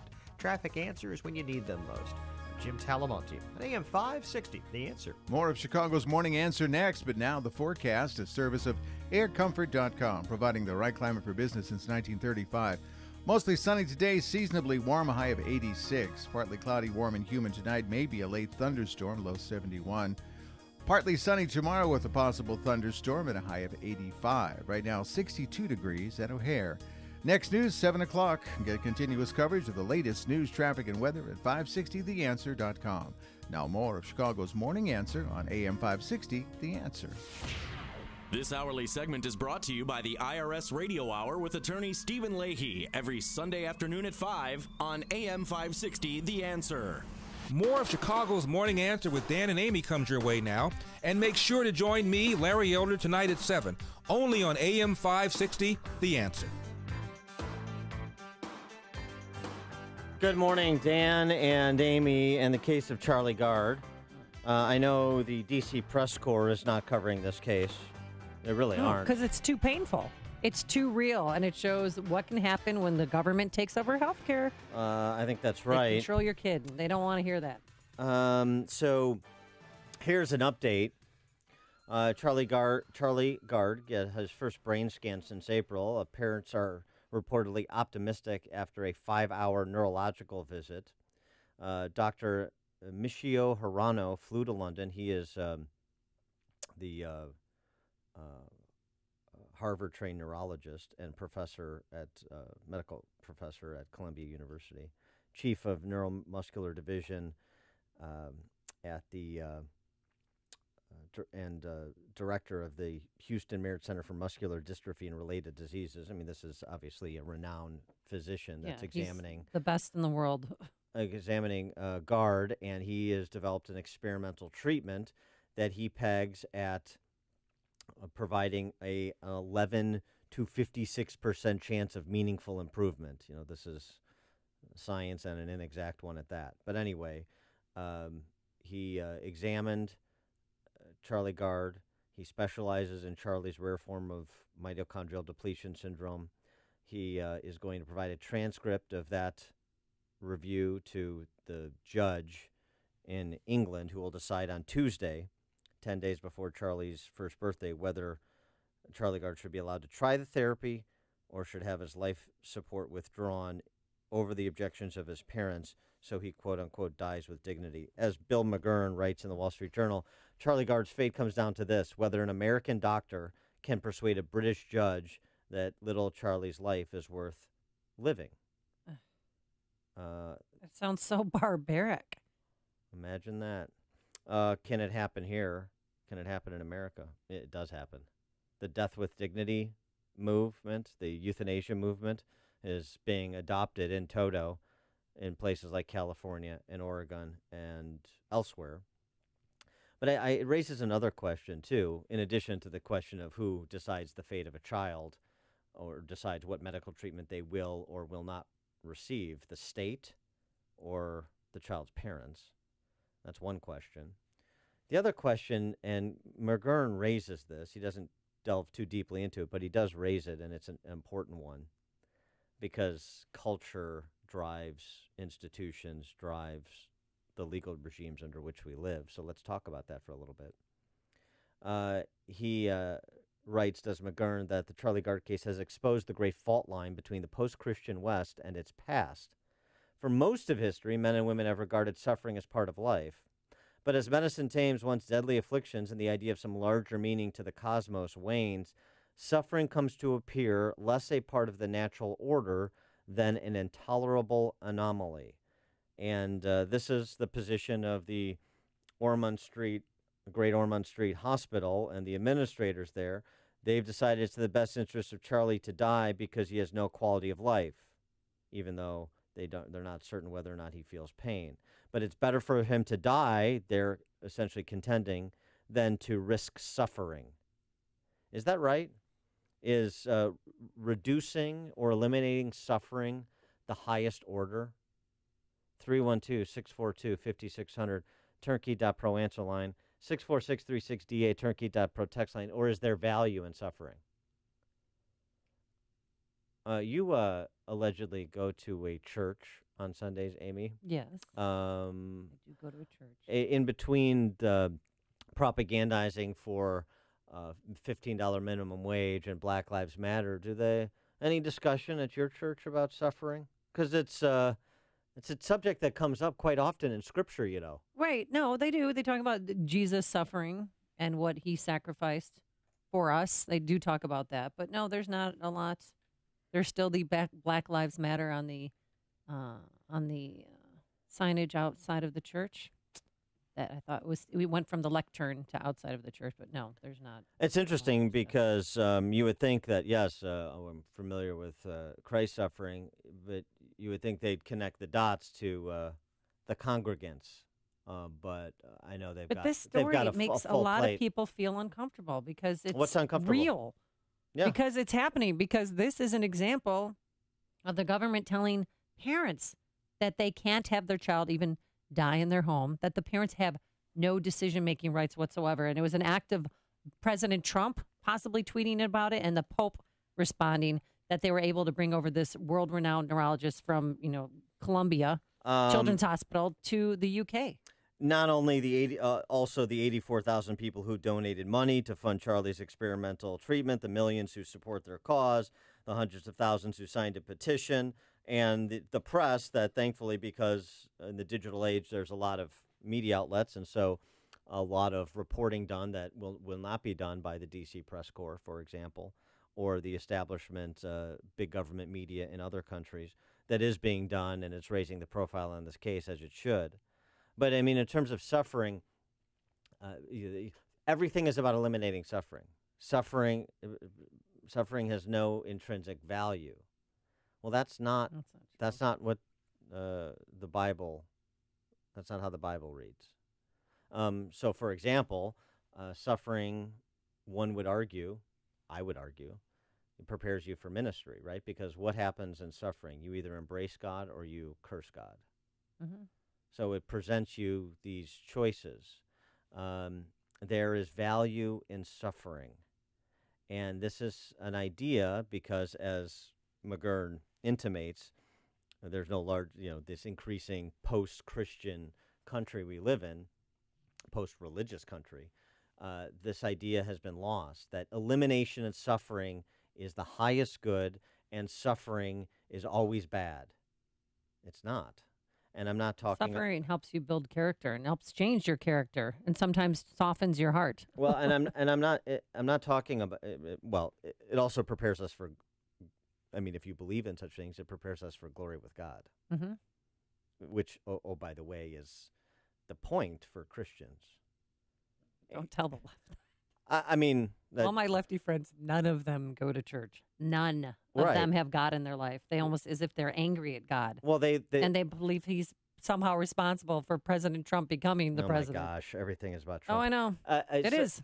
They live their lives to glorify themselves, and Christians understand that you're supposed to live and I'm not just limiting this to Christians, but I'm speaking as one, or one who attempts to be. You live your lives to glorify God. That's a big difference. I'm my own God. God is God. I live to glorify myself. I live to glorify God. I understand suffering in the greater context. I want to eliminate suffering because I'm God. Big difference. And you see that the foundation of those philosophical differences playing out in the Charlie Gard case. Go back to first principles. Go back to premises. And this is why these discussions are so important. Get even beyond the discussion, which should be relatively obvious, of who should be in charge of an infant child's fate, the parents or the state. Get beyond even that straightforward question to this deeper question, because you answer the deeper question and it takes you down very different paths depending on how you answer it. Bill, on the north side, you're on Chicago's Morning Answer. I just want to make a comment about the suffering. A simple operation, it's not really simple, it's an overbite. Some people don't like their overbite. If you ever watch one of those, most people would faint. They take a pipe and they stick it in the patient's mouth and with force just bust the jaw so they can realign it. 6 weeks later, after suffering and pain, they're happy, their smile is corrected, and they're glad they had that surgery done. So the body will recuperate from horrendous injuries. So I agree with you. They should try whatever they can to help this baby. Yeah. Thanks for the call, Bill. I mean, one other thing just about suffering, right? When you are afflicted, it gives you perspective. So this is the ministry piece of it again, to comfort others who are afflicted. It humanizes you. When you think that elimination of suffering at all costs is the highest good, it turns you into a barbarian like these commissars in England. Steve in Naperville, you're on Chicago's Morning Answer. Hey, good morning. I'm a physician. The idea that suffering is something that has to be avoided at all costs is untrue. As the previous caller said, there are times that you make the choice of suffering because you know that you're going to improve. On the baby issue, at one level, I know that any patient on a ventilator never remembers anything about being on the ventilator. So it's kind of a non-issue. They're sedated, and they are just insensate of anything going on. And you have to sedate someone on a ventilator because otherwise they bug the ventilator. It doesn't work as well. So you sedate those patients. People coming out of ICU experiences, they remember nothing. They remember a squat about what was going on while they were in the ICU on a ventilator. So it's kind of a non-issue. By the way, sorry to interrupt, but that's an important point, and that was something that Dr. Hirano corroborated. That the mother had claimed, Charlie Gard's mother had claimed that he's not in pain and suffering, and Hirano corroborated that based on exactly what you're saying. Yeah.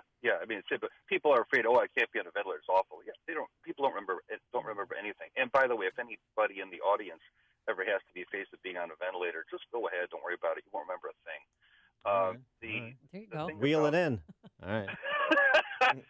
The thing about patients, the primacy of the patient is what drives issues. If someone has such bad cancer, incurable, and they're suffering, and they say withdraw care, we withdraw care. We don't actively go about killing people, but you give pain medication until they are comfortable, and people, if they're going to be terminal, are passing away.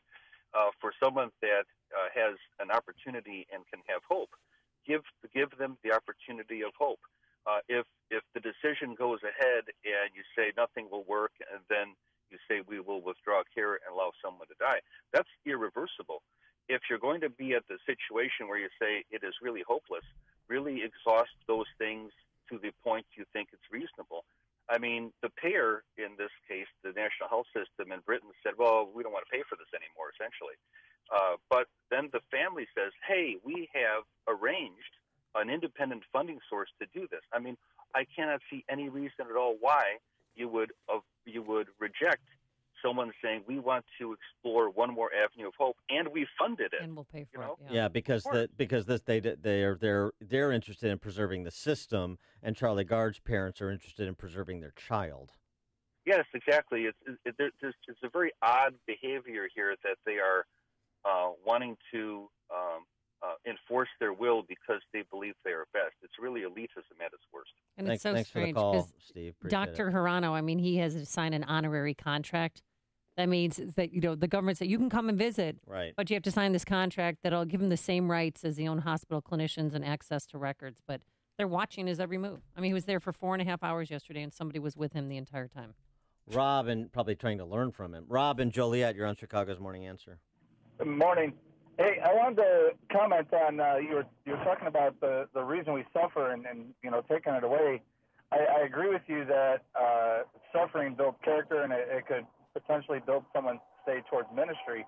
But it also teaches that if you suffer for financial reasons or for relationship reasons to teach a lesson to make you work hard. But the Bible also says that we are giving gifts, and if a doctor has a gift in order to help someone, say in Charlie's situation, we are to use that gift also. Absolutely. So in order to take away, a doctor that is willing to help, if it's through private contributions or whatever it would be, I think it's a horrible situation for Charlie. Yeah, absolutely. Thanks for the call, Rob. One other issue that's kind of related in terms of the state putting a price on people's lives. This is a little bit more complicated, but for opioid addicts, the doses of naloxone, right, the Narcan. Narcan. That's the brand name, that's the brand name of it. Yeah, so we'll just use Narcan. But to bring people back, it can cost as much as $4,500. And you have some communities where the opioid addiction is particularly pronounced that are starting to say, like, how many doses per person are we willing to provide? If you overdose again and again and again, we can't afford $4,500 for 2 shots essentially over and over again for the same person. So they're having this discussion. For example, in Middletown, Ohio, this piece in the Washington Post over the weekend, where that high school that's going to have them. Well, there were 96 fatal overdoses in just the first 4 months of this year. Oh my!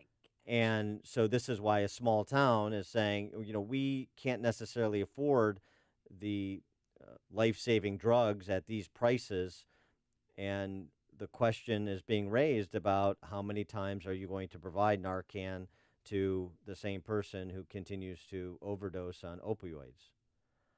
So that's, as part of a discussion of the state involved in first responding to people in crisis as well. Brad in Morton Grove, you're on Chicago's Morning Answer. Hey, Dan. Hey, when my daughter was 3 months old, she had a case of spinal meningitis, And for 10 days, I had to hold her down 6 times to get spinal taps. And it wasn't too comforting for her. Right. So, one last thing, Amy. I guess the Black Lives Matter doesn't matter when it comes to the police officer, huh? That lady. Okay. Take it down. Thanks for the call, Brad. Oh, I hear Appreciate you. it. I'm not in charge, though. It's news, opinion, insight. This is Chicago's Morning Answer on AM 560.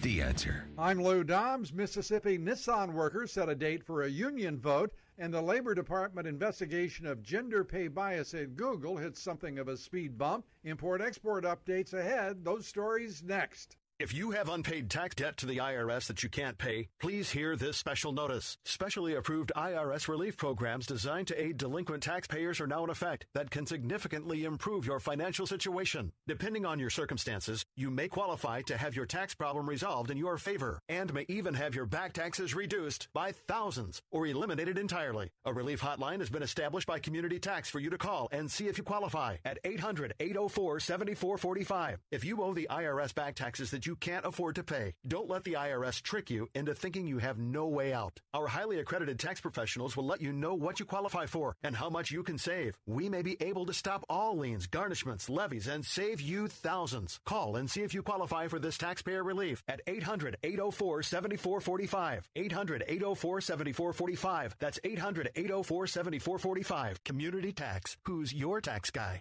Nissan plant workers in Mississippi decide next month whether the United Auto Workers Union will represent them. The company and the UAW agreed to the August 3rd and 4th vote. So far, in a number of such contests, the UAW has not won a vote at any of the South's foreign-owned auto assembly plants. An investigation of possible gender bias and employee pay at Google hit a snag. An administrative law judge said the Labor Department's request for data was too broad and could intrude on employee privacy. Nonetheless, the department says it found disparities in the pay of men and women at Google. Ahead today, reports on import and export prices and the housing market index. Please join me for Lou Dobbs tonight, 7 and 11 Eastern, on the Fox Business Network. This is the Lou Dobbs Financial Report. Message and data rates may apply. Please don't text while driving. Did you know your organization's logo can do far more than you think?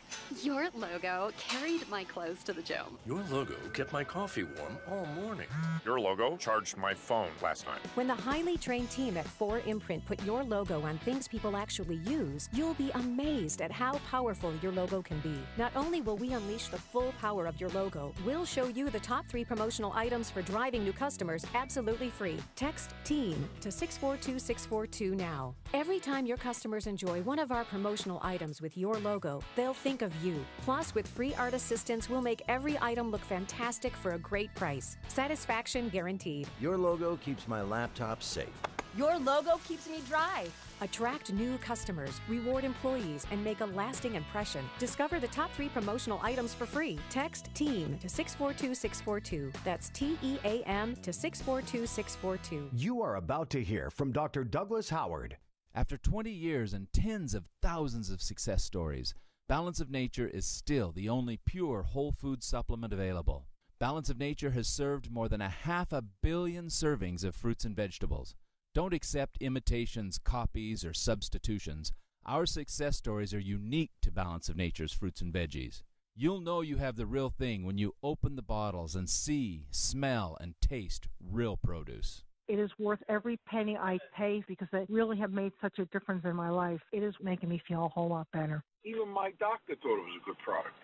Take Dr. Howard's Health Challenge and find out how to get 2 free sets of fruits and veggies. We'll even ship them to you for free. Call now for details. Call 800-2468-751. That's 800-2468-751. Or go online to balanceofnature.com. Use promo code Chicago. This is Dan Proft with 60 Seconds of Sanity, sponsored by Upstream-Ideas.com. Charlie Gard's parents are thinking about their son and trying to save his life. The British government is thinking about its centrally planned healthcare system and trying to save its dominion over the lives of its countrymen. And that's the story of government from time immemorial. The state state is forever seeking to intervene between parents and children because family is a bulwark against its power. The London hospital that seeks to put Charlie Gard to death said they don't want, quote, a world where only parents speak and decide for children, unquote. You see, they speak for your child. The commissars at the Orwellian acronymed National Institute for Health and Care Excellence, NICE, will tell you when it's time for him to die with dignity, and there's nothing nice about the way they shall impose their will. The state versus Charlie Gard is a reminder to Americans about the nature of government-run healthcare, yes. More importantly, it's a lesson about the nature of government generally. This is what George Washington meant when he described government as a dangerous servant and a fearful master. Consider this when politicians offer to improve your life with government in either role. Consider Charlie Gard's life. AM 560, The Answer. Talking about suffering, got a text from the Amish texter. Oh, there's definitely a value that can be placed on suffering, all right. My divorce cost $35,000. Do you think he's over it yet? I think he's... he's a little bitter? He seems to celebrate it, actually. Well, coming up on Chicago's Morning Answer. 4 in 10 Americans would impeach President Trump. Are you one of them? At 7:07. And it was on life support, but it died overnight. What's next for the repeal and replacement of Obamacare? But first, let's go into the newsroom and welcome Dave Stewart to the program, who's once again in for Mike Scott. Thanks, Amy. Thanks, Dan. Among the stories we're looking at this morning, Governor Rauner wants lawmakers to send him a school funding reform bill.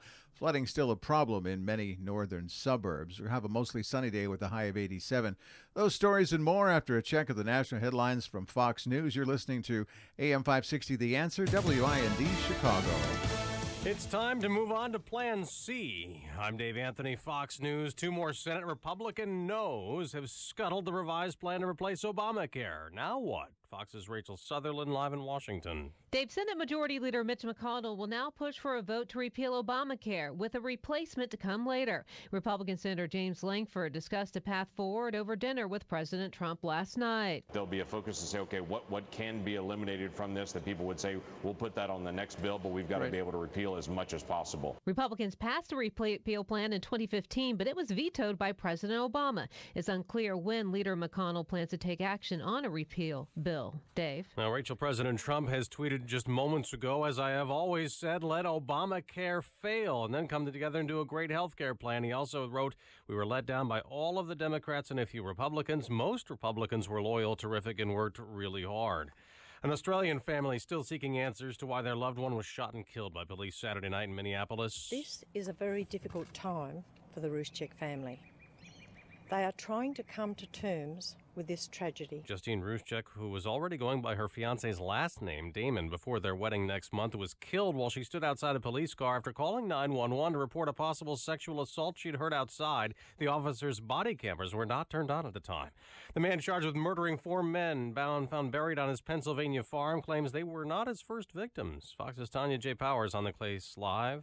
Cosmo DiNardo reportedly told investigators he killed 2 people in Philadelphia when he was 15. District Attorney Matt Weintraub's office isn't talking about the New York Times report, but a spokesperson does say homicide detectives are aware of DiNardo's claim. They're trying to determine if there's a link between DiNardo and any unsolved cases, but have no details at this point, Dave. This is Fox News. Fair and balanced. Good morning. 62 degrees in Chicago at 7:02 on AM 560 The Answer. I'm David Stewart from the Nissan of St. Charles newsroom. Nissan of St. Charles, home of the Lifetime Advantage warranty. It's a sunny and warm day on tap with a high of 87.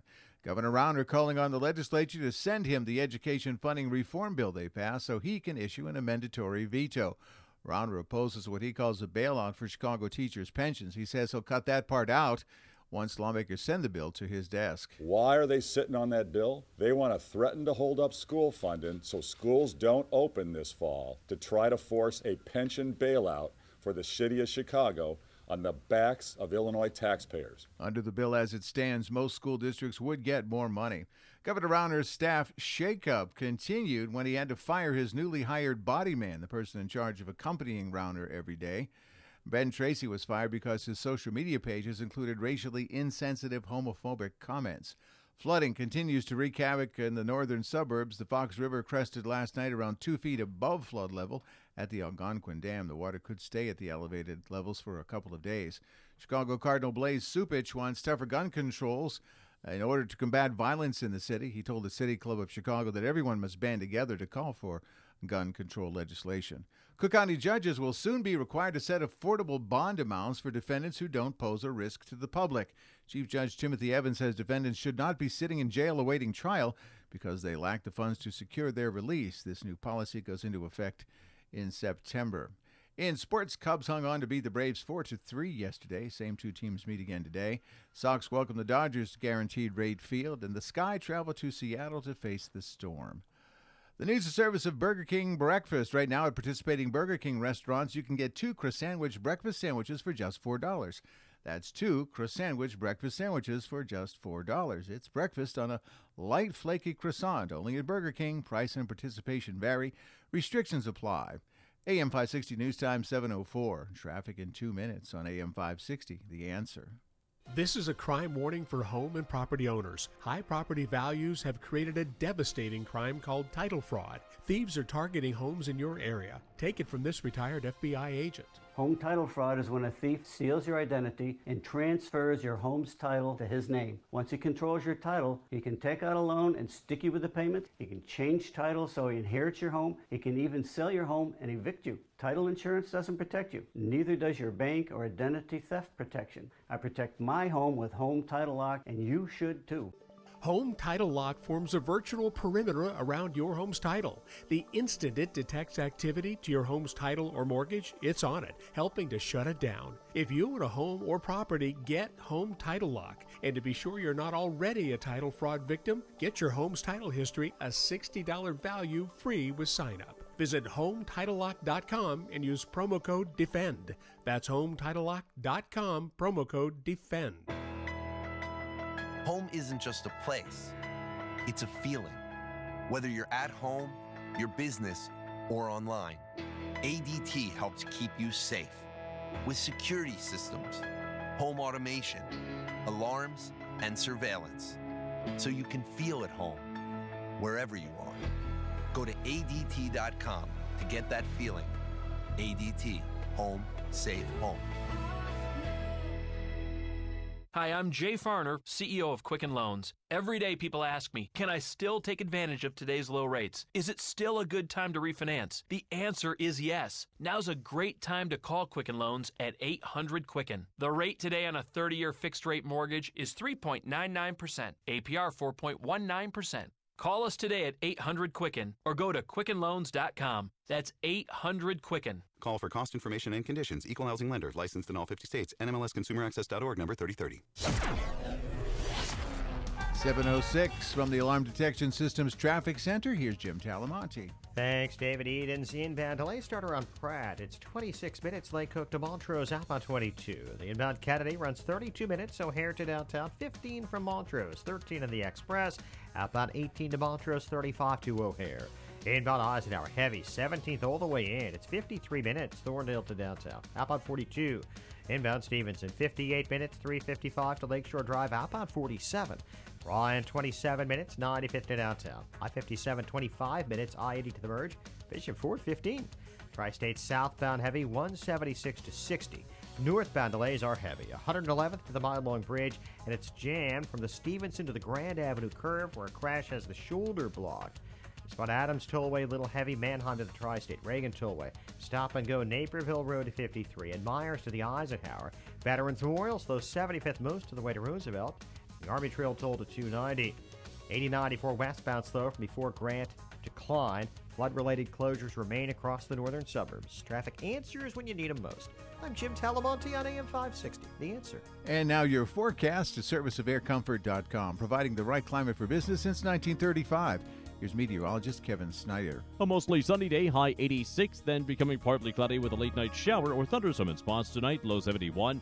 Clouds and sun tomorrow with a shower or thunderstorm around, and a heavy thunderstorm at night, high 85 and a low 68. I'm Kevin Snyder on AM 560, The Answer. Lakefront 69 degrees, 67 at Midway, 66 degrees at O'Hare. Next news, 7:30. Get continuous coverage of the latest news, traffic, and weather at 560theanswer.com. Chicago's Morning Answer continues now on AM 560, The Answer. This hourly segment is brought to you by Comprehensive Tax Solutions. Don't hide from the IRS. Go to resolveyourtaxproblems.com. Tuesday morning briefing. Here's what you need to know to start your day. We must lower the tax on business, and we must repeal job-killing Obamacare. People say, oh, that's free trade. No, that's stupid trade. We hope John McCain gets better very soon. Quite often for people who are given information during the heat of a campaign to ask what that is, that's what simply he did, and there was nothing that, as far as we know, that would lead anyone to believe that there was anything except for a discussion about adoption of the Majinsky Act. This is Chicago's Morning Answer with Dan Proft and Amy Jacobson on AM 560. The Answer.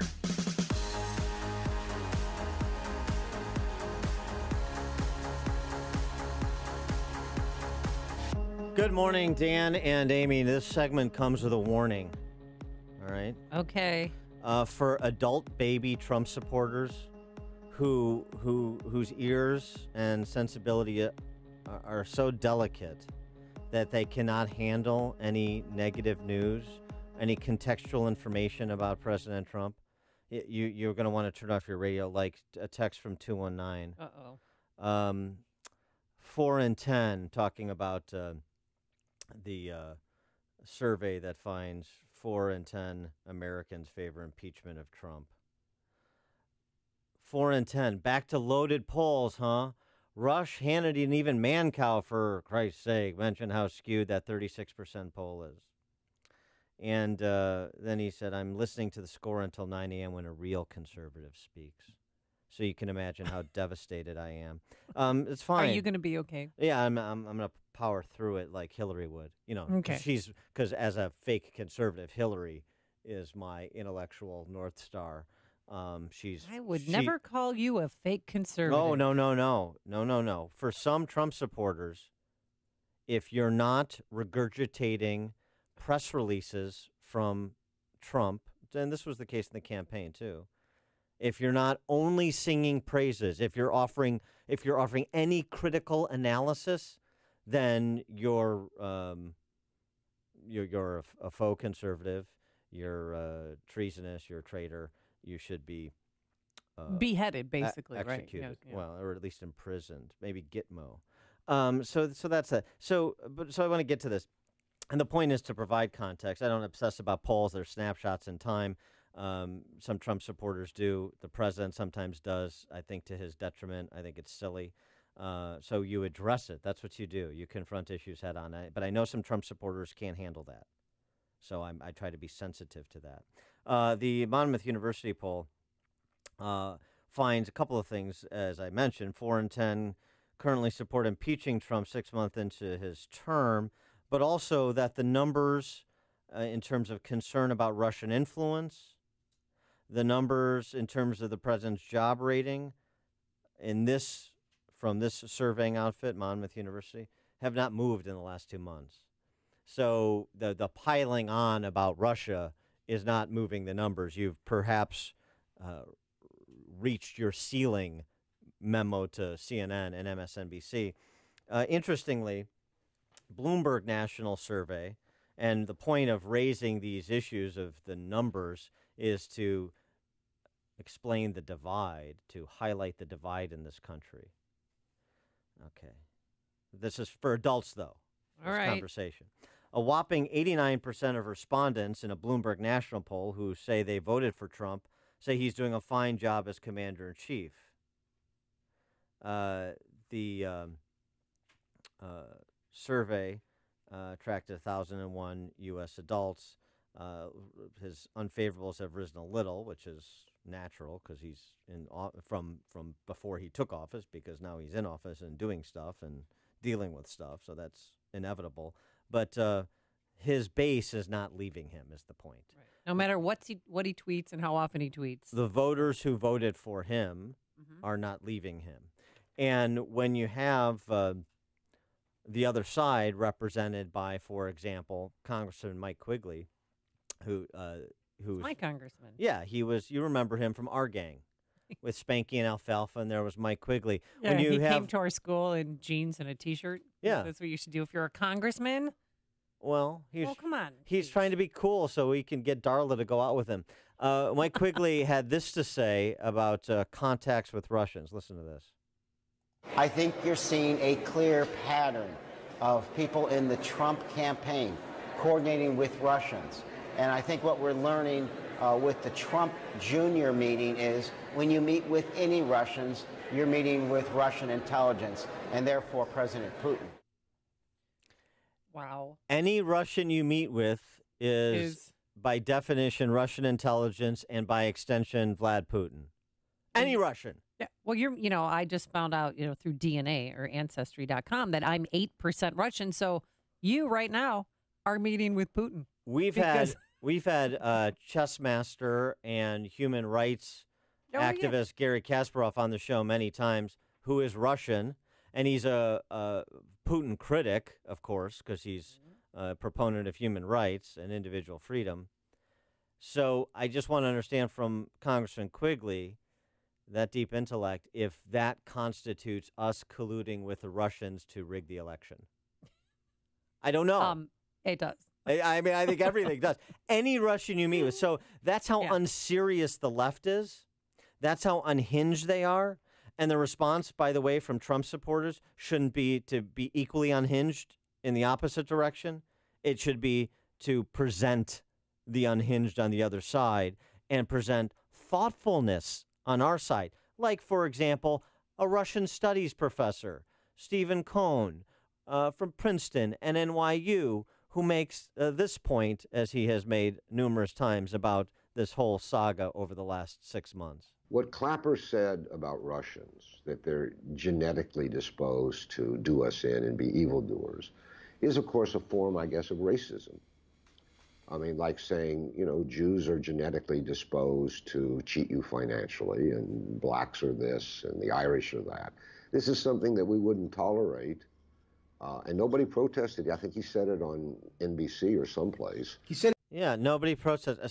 So that's of a kind of what Congressman Quigley. Hey, great job, 5th District. Nice job. You got a great one. That's a form of what Quigley said. The same thing. Clapper's genetically predisposed. All Russians this and all Russians that. I mean, seriously, get a frackin' grip on yourself. And this goes on in Hollywood too. Bret Easton Ellis, not a Trump voter. Bret Easton Ellis, who's the author of American Psycho. Oh, yeah. Okay. He tweeting, had a Twitter fury his own self. Defending the American voter, I'm yelled at in Sunset Tower for being a Trump apologist and colluding with Russia. Is the left effing nuts? He also tweeted about, quote, another dinner with the Hollywood liberal establishment defending HRC, fake news, intersectionality, identity politics, PC virtue signaling. Not having political discussions with anyone anymore. Done. Too much insanity. Another dinner ruined. People are effing crazy. Echoing my sentiment. Get a grip. He gave an interview to Bret Easton Ellis. So this is somebody immersed in Hollywood lunacy, as he's describing. He gave an interview to an Irish magazine earlier this year. You can dislike the fact that Trump was elected, yes, definitely, and still understand and accept ultimately that he was elected this time around. Or you can have a complete mental and emotional collapse and let the Trump presidency define you, which I think is absurd. The hysteria is bothering me a lot more than the reality of what he's doing. This from Bret Easton Ellis, who's a balanced Hollywood insider and accomplished author, obviously, in his own right, as the guy who wrote American Psycho. Right, but the left's not going to stop until they get what they want. Until they're done having a temper tantrum and wetting their beds at night. Yeah, but until he's impeached. Well, right, but the point is their approach, if those in the center right stay together and don't respond in kind, meaning in the same way, with their own, I'm not listening, I can't hear you, their inability to make arguments, but just to dismiss things out of hand, their inability to look with a critical eye at both Trump as well as congressional Republicans, and I know the latter group is a lot easier. But if that's going to be the response, then you're actually feeding their approach and enhancing their possibilities for success, exposing them, casting them out the way that Bret Easton Ellis did, minus the profanity, but you get the point. That's the way to do it. Highlighting the intellectual vacuity of left-wing congressmen like Mike Quigley from our gang. That's the way to do it. So if, as a variation on, they go low, we go high, they go hysterical, we go room temperature. How about that? George and Moni, you're on Chicago's Morning Answer. Hey, Dan, I think Democrats as a rule are genetically disposed to not being able to balance their own checkbook and wanting other people to pay for their stuff. Yeah, well, okay, yeah. Thanks for the call, George. I mean, if there was a time when you actually had intellectual heft on the left, I certainly don't agree with it, but they made arguments. They presented a worldview. I mean, this is, just in the modern context, thinking about the back and forths between, say, a Bill Buckley and a John Kenneth Galbraith. But those days are gone. The intellectuals on the left, and frankly, too many on the right, are, one-dimensional cable news creatures. And it's really diluted the quality of the party of the or discussion. Of the discussion? Yeah. Well, it dilutes the quality of the discussion, which dilutes the quality of the party. For me, I don't know if it's all real, because for some, money is a motivator.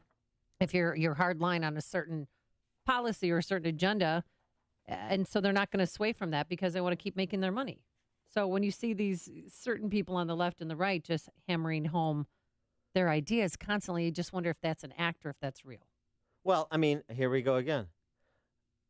Another example. These are things to highlight and share rather than, hashtag MAGA as an argument.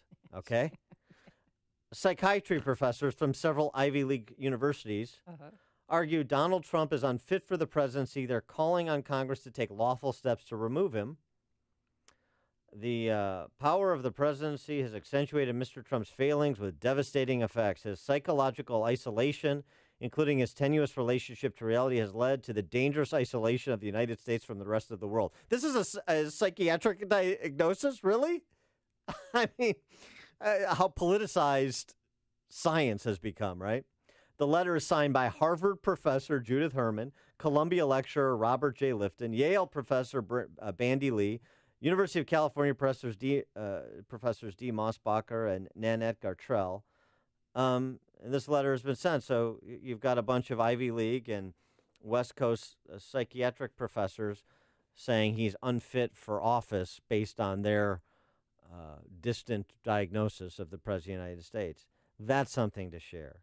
If that's what the left has to offer, that's their value proposition to fall in with them, how many reasonable people that are trying to make their way in life every day are going to be attracted to that? There'll be some. They won't be a majority. Pat on the South Side, you're on Chicago's Morning Answer. Yeah, hi, Dan. Just a question about the entire history of Mike Quigley. He's on the Intelligence Committee. Ironic, isn't it? Unbelievable. I mean, he started out as Bernie Hanson's rat catcher back in the 80s. Bernie's kid is now, enfant terrible in the water department scandal. And, the diminutive little Mike, he's just got himself, walking under doors into committee rooms. Is that how he got appointed? There you go. Thanks for the call, He Pat. got squeezed in that special election when Rahm Emanuel went to be to work for President Obama in the White House. A lot of illustrious politicians out of the fifth: Dan Rostenkowski, Rod Blagojevich, Rahm Emanuel, Mike Quigley. Real rogues gallery. I love Bernie Hanson's rat catcher. That may be better than my Our Gang play. But I also remember Mike Quigley on the county board, Cook County board. That's right. Remember where he was cast as a reformer. Him and Forrest Claypool were the reformers. And Mike Quigley then endorsed Todd Stroger in 2006 because he's a reformer, Mike Quigley is a reformer. Like Forrest Claypool, Tiny Dancer's Toady at CPS and CTA and everywhere else. They're reformers. Paraphrasing Kelsey Grammer in Boss. Yeah. Did you ever watch that series? Oh, yeah. Was that good? It was great. Remember Did you this see line? it? Oh, I was loved so it. mad when they canceled it. Only 2 seasons. But remember this line? The line from Boss, which was about 15 degrees exaggerated from actual Chicago political culture. Change on the outside to protect continuity on the inside. That's the play. The appearance of change to mask continuity. And that's exactly what Chicago politics is, and that's exactly what Bernie Hanser's Ratcatcher is a part of. The more you listen, the more you'll know. This is Chicago's Morning Answer. Morning Answer on AM 560. The Answer. The performance, conduct, and sustainability of organizations are a direct result of leadership. A leader's impact can be profoundly good or bad. We've experienced the devastating impact of unethical, selfish, and corrupt leaders. We've also experienced the impact of good and caring leaders whose honesty, integrity, and ethical conduct have created great organizations and a legacy of goodwill. Our challenging times require courageous, values-driven leaders to step up to these challenges. My name is Rich Panico. I am the founder and CEO of Integrated Project Management Company, IPM. I am blessed to lead a wonderful family of talented and caring leaders. Join us as we strive to change the world, one project at a time. Trust IPM, the consulting industry's leader at executing your critical initiatives. For almost 3 decades, IPM has planned and executed projects in the life sciences, healthcare, consumer, and industrial sectors with honesty and integrity. Visit IPMCinc.com. That's IPMCinc.com. Or call Integrated Project Management's Chicago office at 630-789-8600. Have you seen it? The school supplies are already back on the shelves. The school year may seem like a million years from now, but it's actually just around the corner. And maybe this summer you've been really rethinking about sending your kids to public school. Things are changing in our public schools and not always for the better. And now might be the time to consider sending your child to a private school. And you could do it for half the price off regular tuition thanks to halfpriceschools.com, where you can find tuition vouchers for private schools across the Chicagoland area. Places such as Kankakee, Bensonville, Waukegan, Antioch, Chicago, just to name a few. Here's what you do. Click on the tuition voucher and prepare to send your child off to school this fall at half off the tuition. There's no catch. Don't delay. School will be starting again in a matter of weeks. So visit halfpriceschools.com. That's halfpriceschools.com. Hey, you've heard how automated systems... Finding great candidates to hire can be, well, like trying to find a needle in a haystack. Sure, you can post your job to some job board, but then all you can do is hope the right person comes along, which is why you should try ZipRecruiter. ZipRecruiter is different. It doesn't depend on candidates finding you. It finds them. With its powerful technology, ZipRecruiter distributes your job everywhere it needs to be to find the right candidates. In fact, over 80% of jobs on ZipRecruiter get a qualified candidate in just one day. So, while other companies might deliver a lot of hay, only ZipRecruiter finds you what you're looking for. The needle in the haystack. Used by businesses of all sizes, ZipRecruiter offers the most qualified job candidates with immediate results. And right now, you can try ZipRecruiter free. That's right, free. Just go to ZipRecruiter.com/work. That's ZipRecruiter.com/work for your free trial. ZipRecruiter.com/work. Do you crave work that matters?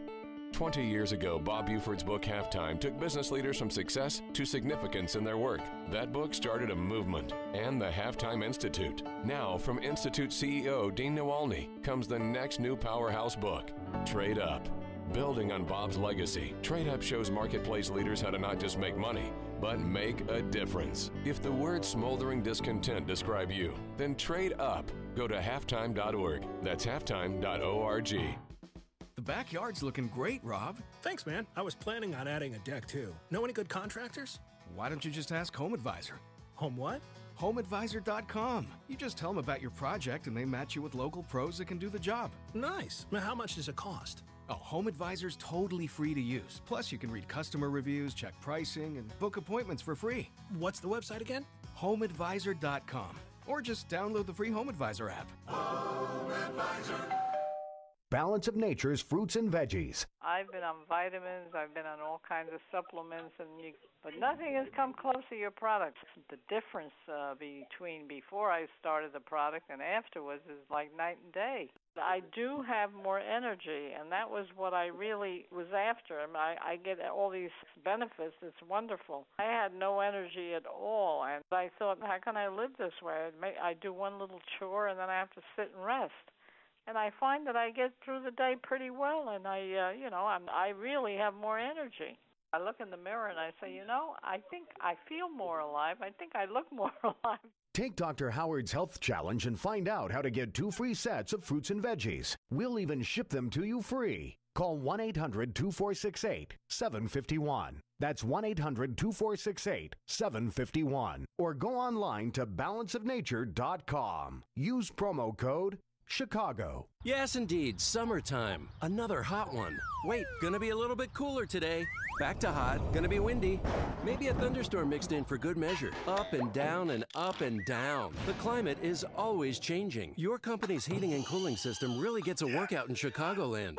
Be ready for anything this summer. Call Air Comfort and get your business's cooling system tuned up and running at peak performance. You see, the Air Comfort problem solvers can find small problems before they become big problems. Plus, proper maintenance will keep your system from wasting energy and money. Air Comfort will make sure your equipment is clean and obstacle-free. And if your chiller is about to or has stopped working, they can install temporary solutions to keep you cool while the long-term fixes are put in place. The key to keep your climate from changing is preventative maintenance, and Air Comfort can help. Schedule a comprehensive assessment of your mechanical system today. Call 708-345-1900 or visit aircomfort.com. Air Comfort, providing the right climate for business since 1935. AM 560, The Answer. Okay, if you have a squeamish stomach, you don't want to hear this story. But do you wear contact lenses, Dan? I do. Oh, you do? Yeah. I did not know that. I wear 27 pairs at a time. Well, a 67-year-old woman, of course, she's a woman. She was preparing for a routine cataract surgery last November, and they found not 1 or 2 or 3, they found 17 contact lenses that were stuck together with the mucus on top of her eye, and they carefully took that out. But then they found 10 other contact lenses behind her eye, on the side of her eye. I mean, it's just disgusting. That's when the contact, when it comes loose and it goes up into your eye or whatever. That's an incredible discomfort when that happens with one. Well, she's been wearing contact lenses for 35 years, and she doesn't. Apparently the same ones. Well, she did not realize that this had. She thought that maybe she took them out, the night before, and then lost it. She didn't really realize that she was piling them up inside her eye. That seems inconceivable. Well, it's true. Well, she sees a lot better now. She's happier. She doesn't have headaches anymore. Sure. And yeah. needless to say, they postponed the cataract surgery because, after all, they didn't really need it because that was blocking her vision. Yeah. So just be sure when you put that in your eye at night that you take it out. Think of all what happened to your eye? Don't worry about it. Just put the lens in. Think of all the money she saved in saline solution, though, over the years. So it's very frugal. Boy, I mean, that really kind of puts a new spin on, you can't see, but for the beam in your eye, the biblical, that must be what the biblical admonition was about. The don't talk about the speck in somebody else's eye when you have 27 contacts in your own. She thought she was just having dry eye syndrome and gritty eye syndrome. Oh, boy. Well, coming up on Chicago's Morning Answer. We'll talk to Jonah Goldberg from National Review about those big government Republicans who are scuttling Obamacare replace at 7:37. And later, the real reason why there was a fallout between President Trump and Chris Christie. But first, let's go into the newsroom. Say good morning once again to Dave Stewart, who's in for Mike Scott. Good morning, Amy. Good morning, Dan. 66 degrees now in Chicago, 732 on AM 560, The Answer. From the Nissan of St. Charles newsroom, Nissan of St. Charles, home of the Lifetime Advantage warranty. Funding for state schools caught in the middle of a partisan fight between Governor Rauner and Democrats in the General Assembly. Rauner wants the legislature to send him the funding reform bill they passed so he can issue an amendatory veto. The measure changes the way money is doled out to school districts, but also includes what the governor calls a bailout for Chicago teacher pensions. He criticizes lawmakers for hanging on to that legislation. They're basically sitting on the bill. They're going to wait to the last minute and say, oh, schools won't open next week. You better sign SB 1. That's your only choice. That's what they're going to try to do. I need your help and everyone in the media. Get the message out. Don't let them use that extortion trick. Once he gets the bill, the governor says he will veto out the Chicago pension money. An override vote, however, could follow. An investigation's underway after a man in a wheelchair was shot and killed in Country Club Hills yesterday outside the Marcus Cinema on 167th Street. Authorities chased the suspected gunman in a car with 3 other people, but officers lost track of that vehicle in Harvey. New information now about the Chicago police officer found dead in May. Dina Markham's body discovered May 28th in the bathtub of her Northwest Side home. The Cook County Medical Examiner ruled that she accidentally drowned after drinking alcohol and taking an antidepressant. The death came as the FBI was still investigating whether her husband, Sergeant Don Markham, was murdered. His death had initially been ruled as suicide. An online petition is seeking to stop the beheading in Saudi Arabia of a prospective student at Western Michigan University from Saudi Arabia. The man was sentenced to death along with 13 others for taking part in pro-democracy rallies in 2011 and 2012. The petition urges the Saudi Arabian king to stop those executions. And Al Gore says he's glad the world is doubling down since the U.S. pulled out of the Paris Climate Agreement. Here in the U.S., a lot of our most important governors and mayors and business leaders said we're still in the Paris Agreement and we're going to meet the commitments of the country regardless of what Donald Trump tweets. He spoke on The Late Show with Stephen Colbert. In sports, Cubs over the Braves 4-3 yesterday. The same two teams meet again today. Sox welcome the Dodgers to Guaranteed Rate Field. And the Sky are traveling to Seattle to face the Storm. The news service of Burger King Restaurant. Right now at participating Burger King restaurants, you can get 2 cross sandwich breakfast sandwiches for just $4. That's 2 cross sandwich breakfast sandwiches for just $4. Breakfast on a light, flaky croissant, only at Burger King. Price and participation vary and restrictions apply. AM 560 News Time 7:34. Traffic in 2 minutes on AM 560. The Answer. Home isn't just a place, it's the feeling of knowing you're safe. ADT lets you take that feeling with you. Learn more at ADT.com. Hey, you've heard how Automated Systems excels at assisting companies with systems integration and FDA compliance. But they're also a staffing leader. They supply handpicked elite leadership, subject matter experts, and proven technical professionals in engineering, quality control, and FDA compliance to support the life sciences field in executing mission-critical projects. ASI provides highly specialized pros to deliver projects on time and budget. Don't pay a lot more to a big consulting firm, and don't trust the big temp agencies to supply the talent you need. Call Laz, my friend Laz at Automated Systems, when failure isn't an option. ASI is retained by all of Chicagoland's Fortune 500 life sciences companies, from big pharma to startups, and excel through a culture of excellence in execution. For a staffing, compliance, or automation evaluation, call Laz now at Automated Systems at 844-HIRE-ASI or visit AutomatedSYS.com. That's 844-HIRE-ASI or AutomatedSYS.com. Let's face it, most people don't look forward to taking their car in for repairs, but regular maintenance is crucial to preserving the investment you've made in your car. At Midwest Performance Cars, we take the pain out of maintaining your European vehicle by performing a thorough 40-point digital inspection complete with pictures. We will send your car's report and our written estimate out to you by email, text message, or phone, so you can be confident in our recommendations and can see for yourself what your car needs. We repair, road test, and wash your vehicle in preparation for pickup, then take the time to explain exactly what work was performed. We'll even remind you when your next service is due. Leave the responsibility for your vehicle maintenance up to us. At Midwest Performance Cars, we're looking out for the health of your Porsche, BMW, Mercedes, Audi, or other European nameplate. In Chicago at 1385 West Lake Street, book your appointment online at MidwestPerformanceCars.com or call us at 312-432-9492. And coming this summer, we will be opening our second MPC location in Northbrook, Illinois. At 7:37 from the Alarm Detection Systems Traffic Center, here's Jim Talamonte. Thanks, David. Our latest updates, really no change as far as suburban flood-related closures go across Gurnee, Des Plaines, River Grove, Fox Lake, and other suburbs. The same roads remain flooded for the most part. The inbound Edens delay started Peterson. It's 22 minutes Lake Cook to the, make that 26 minutes Lake Cook to the junction. Outbound 34 minutes now. The Kennedy, 34 minutes O'Hare to downtown. Outbound 41. About Eisenhower, an hour. Thorndale to the post office. Outbound an hour and 3 minutes. Stevenson, 58 minutes. 355 to Lakeshore Drive. Outbound 47. Ryan is 25 minutes from 95th to the Loop. I-57. 25 minutes, I-80 to the Merg, Bishop Ford 16. Southbound Tri-State slow 120 to 176, northbound very heavy from just past the Bishop Ford to before I-80. There was a crash. Then Southwest Highway all the way to the Grand Avenue curve after a crash, and it's heavy from the Adams Tollway to Dempster. Traffic service of Napa Auto Parts. This month at participating Napa Auto Parts stores, the Napa Legend battery comes with a $15 prepaid Visa card by mail. So start every drive with a Legend and save yourself some money with the Napa Legend battery. Traffic answers when you need them most. I'm Jim Talamonte on AM 560, The Answer. And now your forecast, a service of aircomfort.com, providing the right climate for business since 1935. Mostly sunny today and warm, as you'd expect at this time of the year. 86 degrees for a high. Partly cloudy, warm and humid tonight. Maybe a late thunderstorm, a low of 71. Partly sunny tomorrow with a possible thunderstorm and a high of 85. Right now it's 66 degrees at O'Hare. Next news, 8 o'clock. Get continuous coverage of the latest news, traffic, and weather at 560theanswer.com. Now more of Chicago's Morning Answer on AM 560, The Answer. This hourly segment is brought to you by Health Quest Radio with Dr. David Kolbaba. Health Quest Radio is heard Saturday mornings at 11 o'clock here on AM 560, The Answer.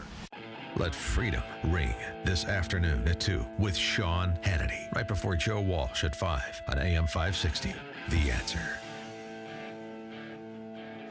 Good morning, Dan and Amy. So, Mitch McConnell's had to pivot on Obamacare replace because of the news yesterday that two more Republican U.S. senators, Mike Lee of Utah, Jerry Moran of Kansas, both, by the way, who voted for Obamacare repeal 2.5 short years ago, will not support the Obamacare replace plan as it is currently constituted, and that means that they don't have the 50 votes that Republicans need to move it along. So the pivot is to level up a vote strictly on repeal and provide a 2-year window on the replace. But do they have the votes there to even accomplish that? Probably have the votes on repeal. That's an easier vote, and then they continue hashing out the details on what a replacement looks like.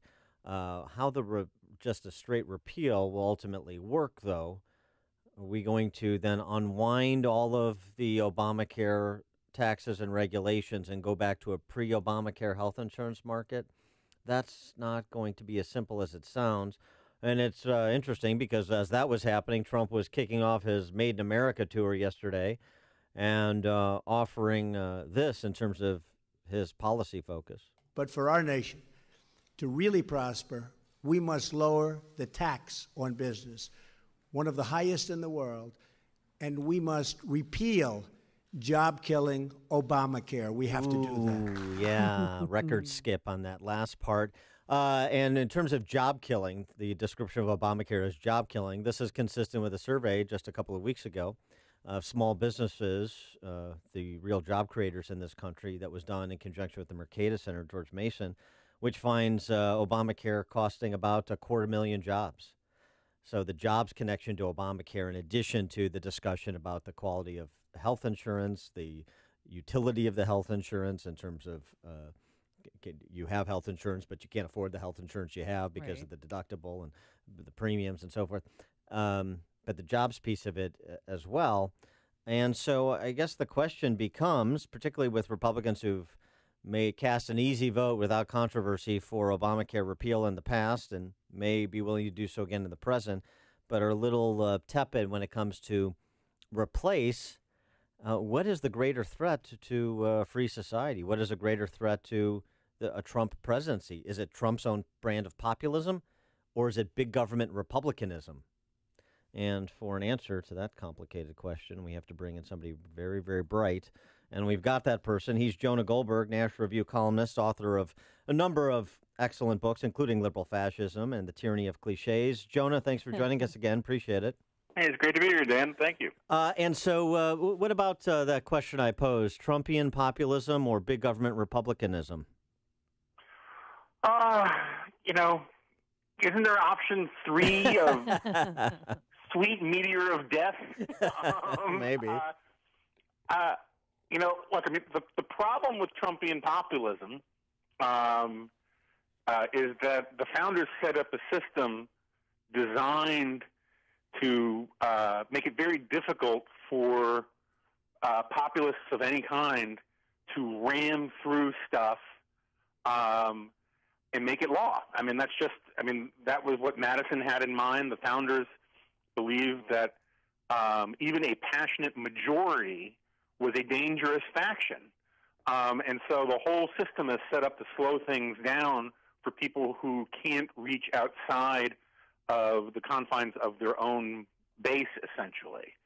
And so it may be that in terms of media, some of my colleagues at Fox News, and where the rhetoric of the Republican Party goes is into Trumpian populism, But the problem with that is that it doesn't convince or sway or persuade moderates and independents who would give you a working majority. And without a working majority, it's very difficult to actually get any legislative successes through. And so I don't know if it's going to be big government republicanism. I think there's a better chance of that simply because Donald Trump has made it very clear that he just wants wins. You know, he just wants to sign legislation that hits his desk. He is not ideologically bound to almost anything except for a couple, you know, build a wall, some immigration stuff. But on health care, he would have signed literally any, you know, if Mitch McConnell's cat walked up there and coughed up a hairball on his desk, he would have signed it. And so my guess is that it's really going to be more like dysfunction and you know, lots of screaming and table thumping, and not a lot is going to get done on either front. I don't think there's going to be a big ideological legislative agenda from any quarter. Instead, it's just going to be a bunch of executive orders and a lot of frustrated voters all over the place. Well, yeah, because for 7 years, the GOP senators have been saying that they're going to do something to repeal and replace Obamacare. Now we have the power, but we can't get anything done. So is this a poor reflection on Mitch McConnell? It's a poor reflection on everybody. I mean, just like, you know, just put on a blindfold, throw a dart at a, you know, a big board full of pictures of every person in the political class, including the voters, and you'll hit someone who deserves some blame. I think that, you know, I mean, there are an enormous number of perfectly valid excuses for this or that mess up. But in the big picture of things, you can't spend, as you say, 7 years promising to get rid of a thing, and then when you get a chance to say, well, we didn't really mean that. It's just incredibly embarrassing for the Republican Party. It's incredibly embarrassing for Donald Trump. This is a guy who not only said that he was going to be able to do this, but that it was going to be easy, and then he had to admit, oh, it turns out it's really hard. Who knew? Well, everybody else in Washington knew this was going to be hard. You have to blame. There's a lot of blame to go around for you know, some of the sort of more strident populist voices on cable and on talk radio on the right who overpromised and underdelivered. You know, and for Republicans who overpromised, everyone has been overpromising and underdelivering, and has forgotten that it's actually really hard to make laws in this country. Well, and there's take it seriously. And I mean, just sticking on the big government Republicans for a minute as well. There's also this, you know, there's blame for the idea that, you know, it's mechanics, it's skilled hands at the procedural game that are going to be our salvation. And, you know, it turns out that they are very happy to be in the minority, I think some of them, so long as they're still in a position to play those games, because they're very happy to work with the other side, to see debates and policies move left, as long as they're a part of it. Yeah, look, I mean, I agree with that. I also agree, look, I mean, to do this all through reconciliation with only 52 votes is always going to be really, really, really hard, right? So that's what I mean by I say there are lots of good excuses, but they don't absolve anybody from the big picture indictment. But one of the reasons why the GOP is in the mess that it's in, and this is something where I'm actually much more sympathetic to Donald Trump than people realize, is that for the last 6 years, 10 years, the GOP rank and file, the base, a lot of the way these senators get elected, it has always been about more about purity than anything else. I am the, you know, it's sort of like, as I like to joke, that the Republican primaries for the last few cycles have been like nerdy C-SPAN reenactments of Spartacus, where everyone's like, I am Ronald Reagan. No, I am Ronald Reagan. Yeah, and the problem is you look at someone like Rand Paul or Ted Cruz. You know, both of these guys I admire and like in a lot of ways, but a big part of their sort of brand for years has always been to make the perfect the enemy of the good, and on the principle that all these other people are compromising. What this country needs is someone of purity of heart and absolute bedrock conviction who will go all the way. And until then, half measures aren't good enough. And when you have that sort of attitude, it's in everybody's sort of interest. If they're only afraid of being primaried from the right, from someone who claims to be purer than now, or now more Trumpian than now, the safest thing to do is just vote no on anything, because it's much easier to defend a no vote than a yes vote, because no votes can be done in the name of perfection, and yes votes have to be done in the name of a specific piece of legislation. Well, then what does this mean for tax reform? I mean, because part of it was built into Obamacare taxes. So if they can't get health care repealed and replaced, can they get anything done? I don't know. I mean, people, you keep hearing a lot of wishful thinking from Republican sort of congressional pundits and reporters and people and staffers on the Hill saying, oh, the tax reform debate will be much better for Republicans. And in one sense, that's absolutely true. Republicans are just better at talking about tax reform than they are talking about health care. They stink at talking about health care. But on the other hand, health care reform was in a climate where lots and lots of people were suffering under Obamacare, where you actually had a good moral policy argument about how these things needed to be done. On tax reform, I think there's a good moral policy argument to do things, but unlike health care, tax reform touches every single part of the swamp, of the economy. It touches everybody. Everyone's got a vested interest. Everyone says, oh, I totally believe in tax reform, but you really have to keep the protections in for widget manufacturers with less than 400 employees. And that is a much heavier, historically, doing tax reform is actually much heavier political lift than doing health care reform. And you really need an engaged White House. And I don't know. I mean, I think, a lot of people in the White House who just want to do a tax cut now and forget tax reform. And I understand, look, what has two thumbs and likes tax cuts? This guy, both of my thumbs towards me. Yes. This is radio, but yes. It looks great. Great visual. Yes. But it's just going to be hard, and you're going to have, and again, to do it through reconciliation, which I'm not going. A lot of your listeners are driving. If I start explaining reconciliation, they're all going to drive into lampposts if they fell asleep. But it just limits what you can do legislatively. It limits your wiggle room, and so my guess is they'll move more towards tax cuts than actual structural tax reform, which is going to break Paul Ryan's heart. I got to ask you this question as well, a little bit of managing your own house, so to speak. There's a piece in AmericanGreatness.com by Mike Sabo, The Hollowness of Conservative Intellectual Elites.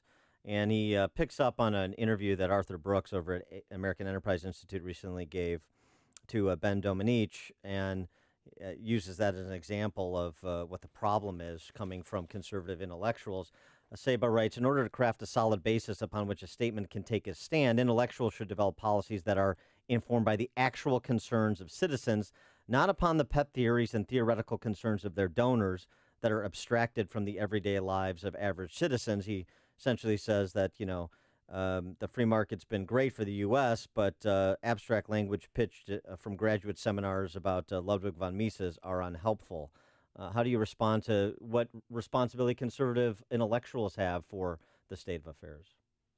Yeah, I mean, look, I thought that piece was mostly garbage in an attempt to sort of just take yet another swipe at the American Enterprise Institute and Arthur Brooks, and it was sort of scattershot. Mm-hmm. But I agree with some of it, and some of it was perfectly fair.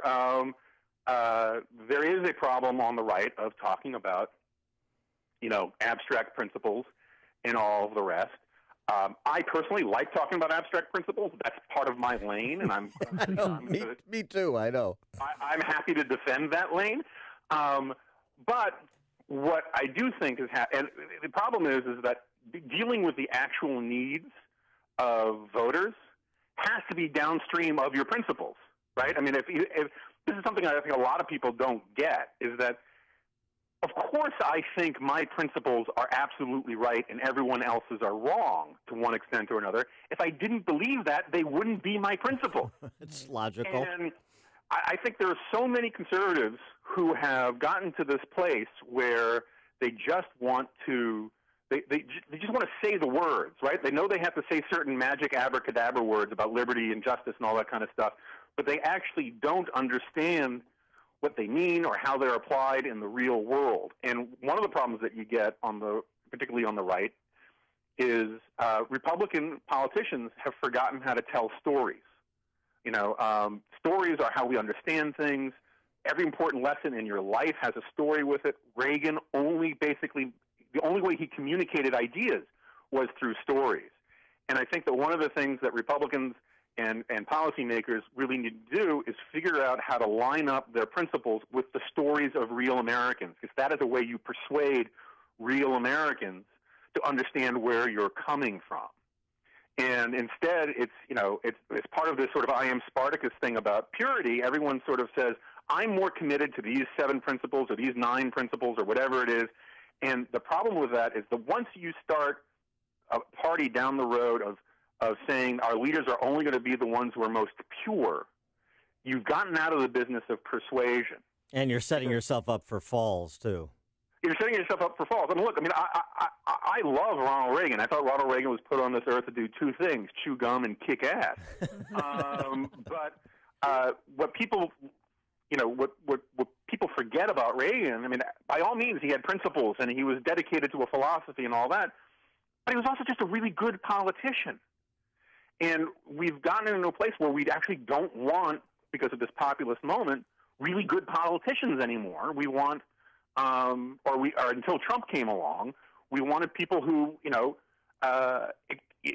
before Trump it was, express our commitment to these pure principles. After Trump, it's express our pure rage about the betrayal of our principles. But it's still the same problem. It's not people who know how to add people to your coalition to persuade people that your interests are better represented on our side than on the other side.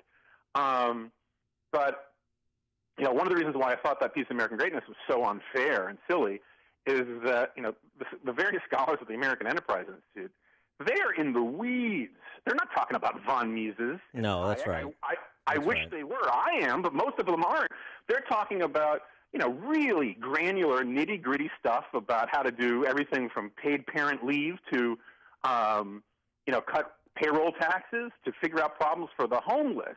They're actually the ones doing the heavy lifting. American Greatness doesn't do any of that kind of stuff, as far as I can tell. Well, and also to your point, I mean, Arthur Brooks is a very skilled storyteller as well. Jonah Goldberg, National Review columnist, author of a number of bestsellers, including Liberal Fascism and The Tyranny of Cliches. Jonah, thanks as always for joining us. Appreciate it. Great to be here. Thank you, sir. Annie, join us on our turnkey.pro answer line. Before you see it on TV, share it on Facebook, or read about it in the paper. Hear it here first. This is Chicago's Morning Answer on AM 560. The Answer. Signature Bank is Chicago's fastest growing independently owned business bank. It's a bank where relationships still matter. Signature Bank knows your name and your story. I'm Dan Proft, and I know this because Signature Bank is my business bank. I'm Bob Aument, a founding partner of the law firm of Dassman & Aument and longtime personal customer of Signature Bank. Our firm recently left one of the larger banks to bank with Signature Bank, and it's been a refreshing change. With Signature Bank, we've been able to tailor banking solutions that fit the specific needs of our firm. Beyond that, Signature Bank is responsive, efficient, and timely in meeting those needs. If I have a request, I pick up the phone and talk to Mick O'Rourke, not someone at a phone bank thousands of miles away. Dassman & Aument needed more than what the larger banks offer, and we found that with Signature Bank. Signature Bank is looking for their next success story. Learn more about turning your business vision into reality. Visit signature-bank.com. Signature Bank, helping local businesses succeed. Member FDIC, Equal Housing Lender.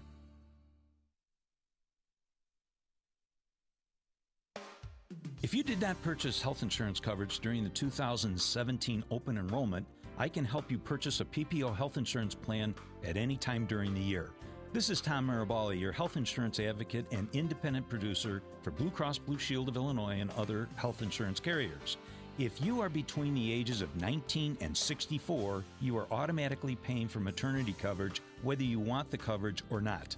If you are a non-smoking 50-year-old male or female living in the city of Chicago, the monthly premium rate for a 100% tax-deductible health savings account PPO plan would be $590 per month. But I can show you how to eliminate the mandatory maternity benefit and lower your monthly premiums down to approximately $240 per month.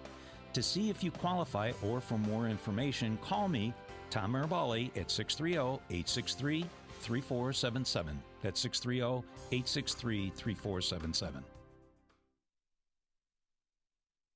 Message and data rates may apply. Have you ever forgotten your password? With all the accounts you have and all the rules around passwords, remembering every single one is impossible. That's why millions of people are turning to Dashlane, the award-winning app that protects your passwords and creates an easy, secure way to access all of your accounts. And right now, you can get access to Dashlane free for life on your favorite device just by texting SECURE to 543-543.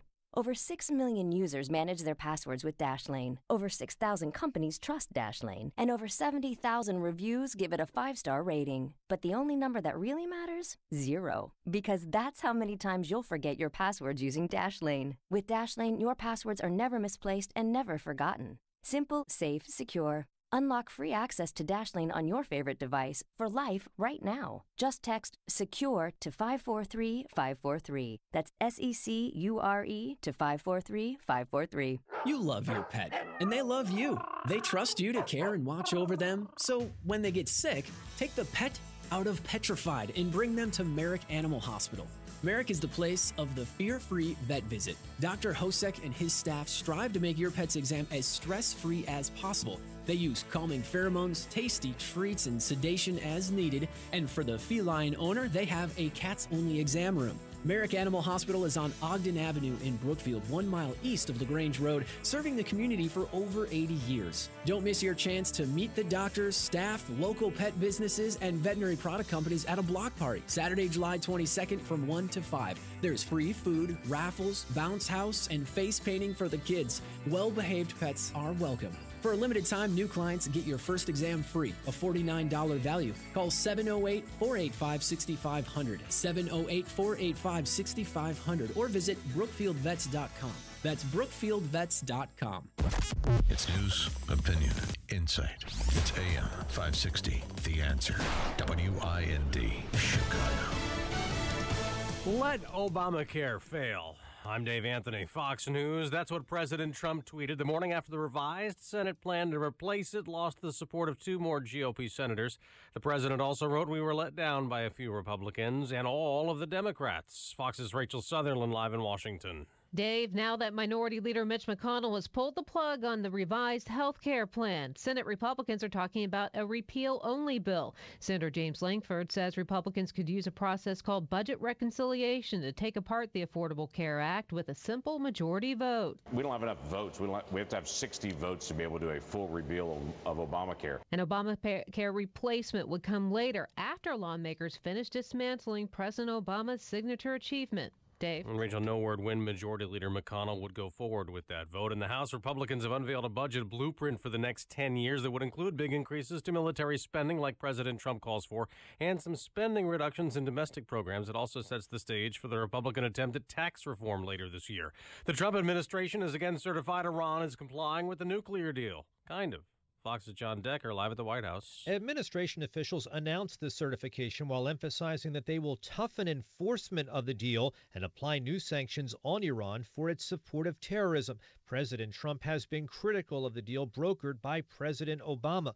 By law, the president is required to notify Congress every 90 days whether Iran is living up to the deal, which limited its nuclear program in exchange for the lifting of many international sanctions. Dave? John, a double shooting last night near the Norfolk Naval Station in Virginia. There was a car crash. Then police say after they arrived at the scene, a woman shot a man, then an officer shot her. She's dead. The man she attacked is in critical condition. In a different part of Virginia, Culpeper County Sheriff's deputies shot and killed a driver at a traffic stop last night. They say he presented a deadly threat. Fox News, fair and balanced. Good morning. It's 70 degrees in Chicago at 8 o'clock, 8:02 on AM 560, The Answer. I'm David Stewart from the Nissan of St. Charles newsroom. Nissan of St. Charles, home of the Lifetime Advantage warranty. Looking ahead at a mostly sunny day with a high of 87. Governor Rauner's staff shakeup was shaken up further when he fired his newly hired body man yesterday, the person in charge of accompanying Rauner each and every day. Ben Tracy let go because his social media pages included racially insensitive homophobic comments. The fallout continues over a scandal in the Chicago Water Department. City Inspector General Joseph Ferguson released racist emails yesterday, uncovered while investigating the allegations that former District Superintendent Paul Hansen used a city email account for personal business.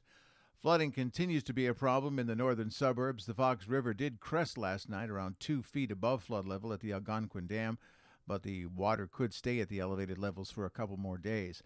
Looks like former U.S. House Speaker Dennis Hastert may soon be headed to a halfway house or home. Records show that Hastert is no longer at the Federal Prison Hospital in Rochester, Minnesota, but is in the custody of an office in Chicago that manages inmates transitioning out of prison. Hastert is nearly finished with a 15-month sentence for banking violations in connection with his scheme to cover up his sexual abuse of students decades ago. Cook County judges will soon be required to set affordable bond amounts for defendants who don't pose a risk to the public. Chief Judge Timothy Evans says defendants shouldn't be in jail awaiting trial because they lack the funds to secure their release.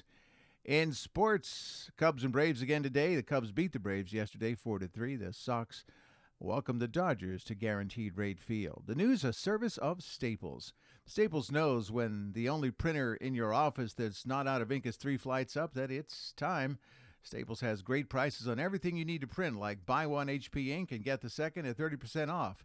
Ends July 22nd. Restrictions apply, so see store or staples.com for details. Staples, it's pro time. Time now for the AM 560 Business Beat, sponsored by Turnkey.pro. And from the Fox Business Network, here's Ginny Cosola. From the Fox Business Network, both United Health Group and Johnson & Johnson are reporting better than expected earnings. United Health was helped by growth in its Optum pharmacy benefits business. Johnson & Johnson's earnings also topped forecasts, though its overall report was mixed. A union representing supermarket workers is opposing Amazon.com's purchase of Whole Foods Market. The United Food and Commercial Workers Union is asking the Federal Trade Commission to carefully review the deal, though it didn't ask for it to be stopped. IHOP is throwing the ultimate pancake party today, selling 59-cent pancakes to celebrate its 59 years in business. IHOP says if you visit any of its locations from 7 a.m. to 7 p.m., you can enjoy a short stack of buttermilk pancakes for 59 cents. The Dow was down 8 points Monday, NASDAQ up almost 2, the S&P closed flat. With the Fox Business Report, I'm Ginny Cosola. AM 560 News Time 8:05. Traffic in 2 minutes on AM 560. The Answer. I love my Catholic school. My teachers help me to succeed academically. In fact, students at the Catholic schools in the Joliet Diocese are ahead in every category academically by 20 to 30 points compared to national norms. And 92% of 7th graders meet or exceed growth expectations in reading, language, math, science, and social studies. You just heard my daughter talk about why she loves her Catholic school. And as a parent, I may not be able to control what is happening in our culture, but I can control how my children are educated. I do that by sending them to a Catholic school where they are formed in the image of Jesus Christ so that they have the moral foundation to make the right choices based on the teachings of the Catholic Church. If you want to provide your child with a moral compass to navigate our culture, consider sending him or her to a Catholic school. Now you can join me at my school. Participating Catholic schools in the Joliet Diocese, in conjunction with the Catholic Education Foundation, are offering transfer grants of $1,500 to elementary school students and $3,000 to high school students who transfer from a public school. Restrictions apply. For more information, go to weteachmore.com. Home isn't just a place, it's a feeling that you're safe to enjoy the things that matter most. ADT lets you take that feeling with you, whether you're at home, your business, or online. We help keep you safe with security systems, home automation, alarms, and surveillance, so you can feel at home wherever you are. Go to ADT.com to get that feeling for less than $1 a day. ADT. Home. Safe home. Hi, I'm Jay Farner, CEO of Quicken Loans. Think you can't manage the down payment it takes to purchase a new home? Think again. You could move into a $150,000 home with as little as $1,500 down with our 1% down payment option. The rate today on a 30-year fixed-rate mortgage is 3.99%, APR 4.19%. Call us today at 800-QUICKEN or go to QuickenLoans.com. Call for cost information and conditions. Equal housing lender. Licensed in all 50 states. NMLSConsumerAccess.org, number 3030. At 8:07 from the Alarm Detection Systems Traffic Center, here's Jim Talamonte. Thanks, David. Traffic is very heavy on the outbound Edens with delays from Montrose to Lake Avenue. It is 48 minutes from Montrose to Lake Cook. Inbound 21. Inbound Kennedy. Delays start at Austin. 38 minutes O'Hare to downtown. 28 from Montrose. 21 on the Express. It's 26 from Montrose, actually. Outbound 52 minutes from downtown to the airport. Inbound Eisenhower. 57 minutes Thorndale to downtown. 43 from Mannheim. Outbound Brutal. An hour and 18 minutes post office to Thorndale. Stevenson, an hour and 8 minutes, 3:55 to Lakeshore Drive, outbound 56 minutes. Bryan is 35 minutes from 95th to the Loop. I-57, 27 minutes. I-80 to the Merge, Bishop Ford, 31. Southbound Tri-State, heavy Stearns School Road to Will Plain and Balmoral to the O'Hare Oasis. Northbound long delays from past the Bishop Ford to before I-80 and from Harlem to 31st after the Cermak Toll to Balmoral. Adams Tollway Slope, the Des Plaines Oasis to the Tri-State. Reagan Tollway, Farnsworth to Wiola, and 53 to the Eisenhower. Veterans Memorial, Belton to Roosevelt, North Avenue to 290. The flood-related closures remain across many suburbs. Traffic answers when you need them most. I'm Jim Talamonte, AM 560, The Answer. And now your forecast, a service of aircomfort.com, providing the right climate for business since 1935. Here's meteorologist Kevin Snyder. Today sunny for much of the day and seasonably warm. High 86. For tonight, partly cloudy, warm, and humid. A shower or thunderstorm in spots late at night with a low of 71. I'm Kevin Snyder on AM 560, The Answer. Lakefront 71 degrees, 70 now at Midway and O'Hare. Next news, 8:30. Get continuous coverage of the latest news, traffic, and weather at 560theanswer.com. Chicago's Morning Answer continues now on AM 560, The Answer. This hourly segment is brought to you by Goldstone Financial, helping you become financially independent at goldstonefinancialgroup.com. Good morning. Welcome to your Tuesday morning briefing. Here's what you need to know to start your day. We must lower the tax on business, and we must repeal job-killing Obamacare. People say, oh, that's free trade. No, that's stupid trade. We hope John McCain gets better very soon. Quite often for people who are given information during the heat of a campaign to ask what that is, that's what simply he did, and there was nothing that, as far as we know, that would lead anyone to believe that there was anything except for a discussion about adoption of the Majinsky Act. This is Chicago's Morning Answer with Dan Proft and Amy Jacobson on AM 560. The Answer.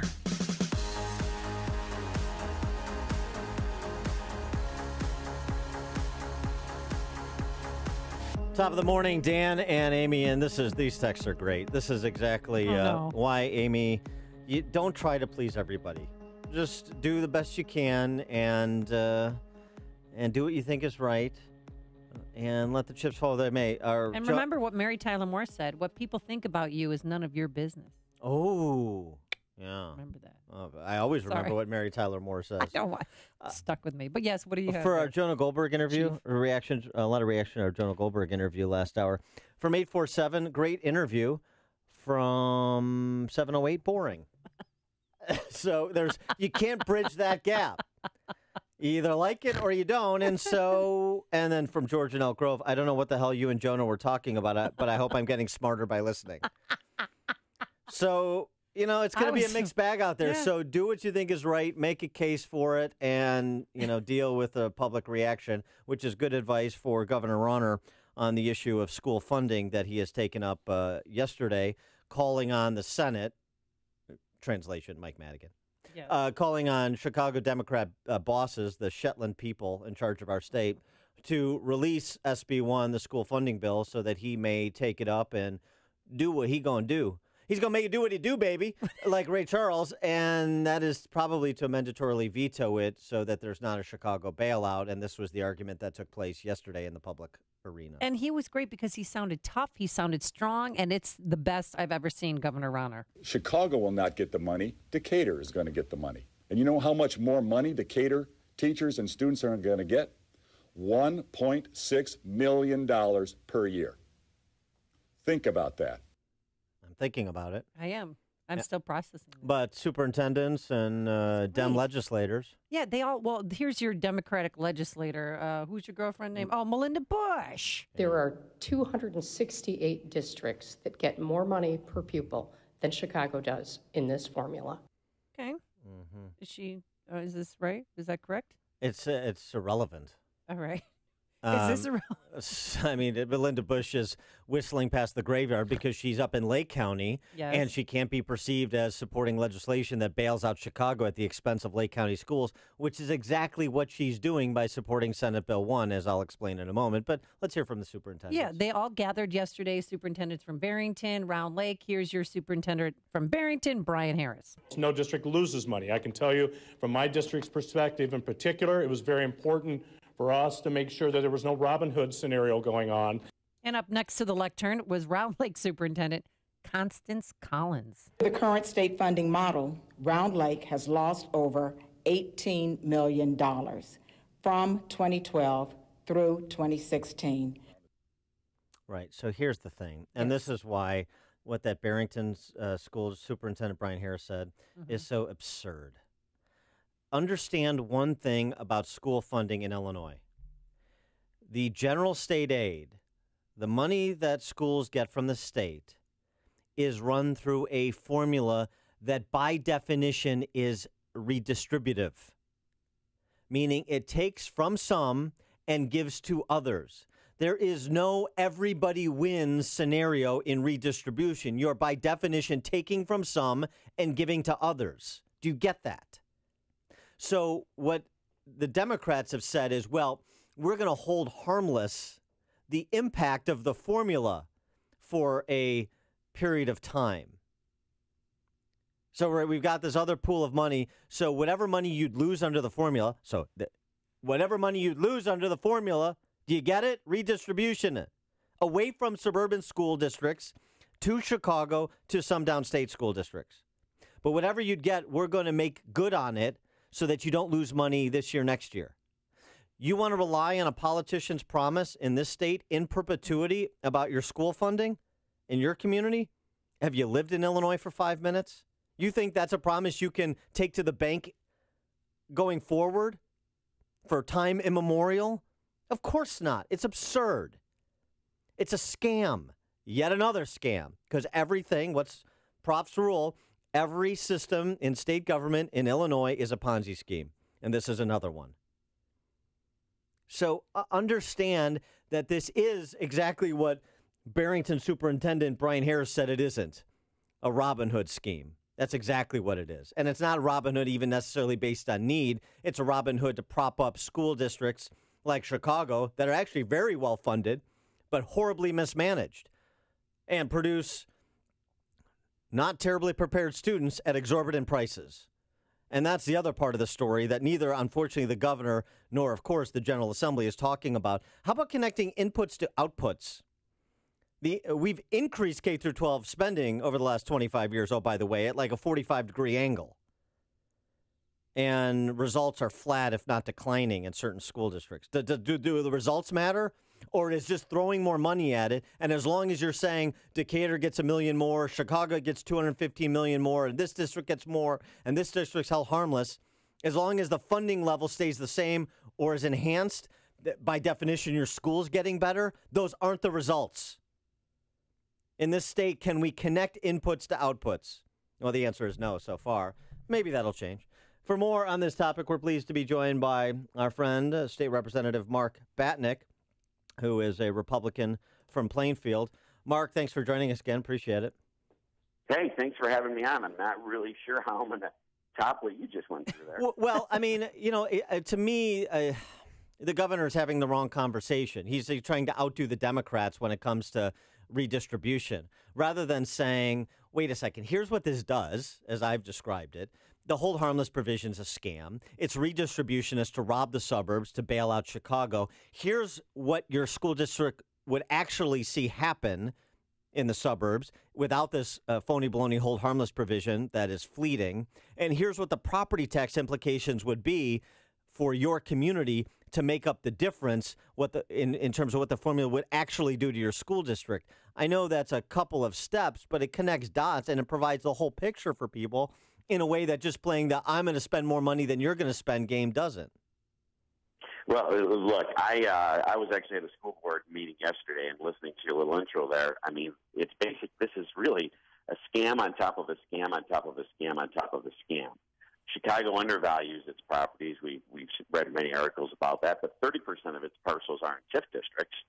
And then when the bill originally came out, the people who were pushing the evidence-based model talked about how even after those kind of two scams, Chicago has more property wealth that it should be putting towards its schools, especially versus what we do in the suburbs. But somehow with one of those last-minute amendments, it changed that and scammed it again, where they went from what's called a Tier 2 to a Tier 1. So they somehow changed the formula to make it a needy school district, even with all the scams and the undervaluing of the properties. So it's literally a multi-layered scam. And then on top of which, with the hold harmless model, they want to slide in legacy or some going forward pension costs, a little wonkish, that was traded with a block grant. So they're held harmless at a higher level.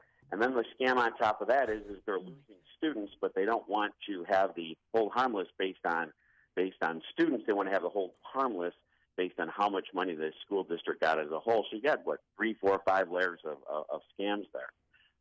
So it's a little wonkish, but it is a lot of new tax dollars. We had a tax increase, and the vast majority of those tax dollars are going to Chicago public schools. So where do we go from here? What happens next? Well, I think the governor is definitely taking the right tack in saying, give me the bill now so I can act on it. You know, this bill was passed at the end of May, and some of the Republicans that voted for the budget didn't know that they were voting for a budget that was tied to the evidence-based model formula. They didn't know that. So what I believe the Democrats are doing is holding on the bill to try and force a crisis again and force Rauner to take the blame for not opening schools. We could be down there working on this issue right now.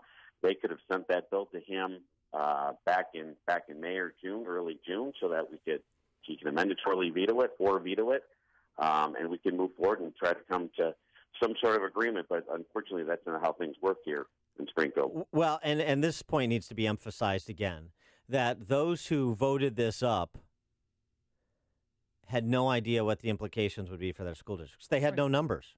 They had no idea. All they had was a pool of money and a promise, from the architects of this, that their school districts would be held harmless. They have no actual idea what the long-term implications are for their school district. If, for example, that promise that ostensibly binds legislators for the next millennia in Illinois, which of course is unserious. They have no idea how it would impact their school districts, and this is why you're hearing cover stories like from Melinda Bush up in Lake County about how this isn't a bailout of anybody and it's fair and no school districts will be harmed and some school districts and my district will be helped in the short term. Well, you also touched upon something. This is a very important point. You talked about outputs. And here's one of my biggest concerns with the input-output conversation we're having right now. My school district, where I've sent 5 of my kids to at some point or another, 2 are in college now, and they got scholarships, did well, and it's not a Beverly Hills school district, but I'm proud of my school district. We have an average number of free and reduced lunch. Our demographics racially almost match within a few percentage points each racial demographic. The very average school district, it's a large school district. We spend just over $10,000 per student. The evidence-based model claims that we're supposed to be spending $15,000 per student. So I'm happy with my output. We could use a little bit more dough, but I'm happy with my output at $10,000 per student. And my question is, are we going to be buying these kids new Mercedes when they turn 16? Is that going to be – what do we do with an extra $5,000 per kid? So I take umbrage with the idea – evidence-based model sounds good in theory, and I want to do things based on evidence.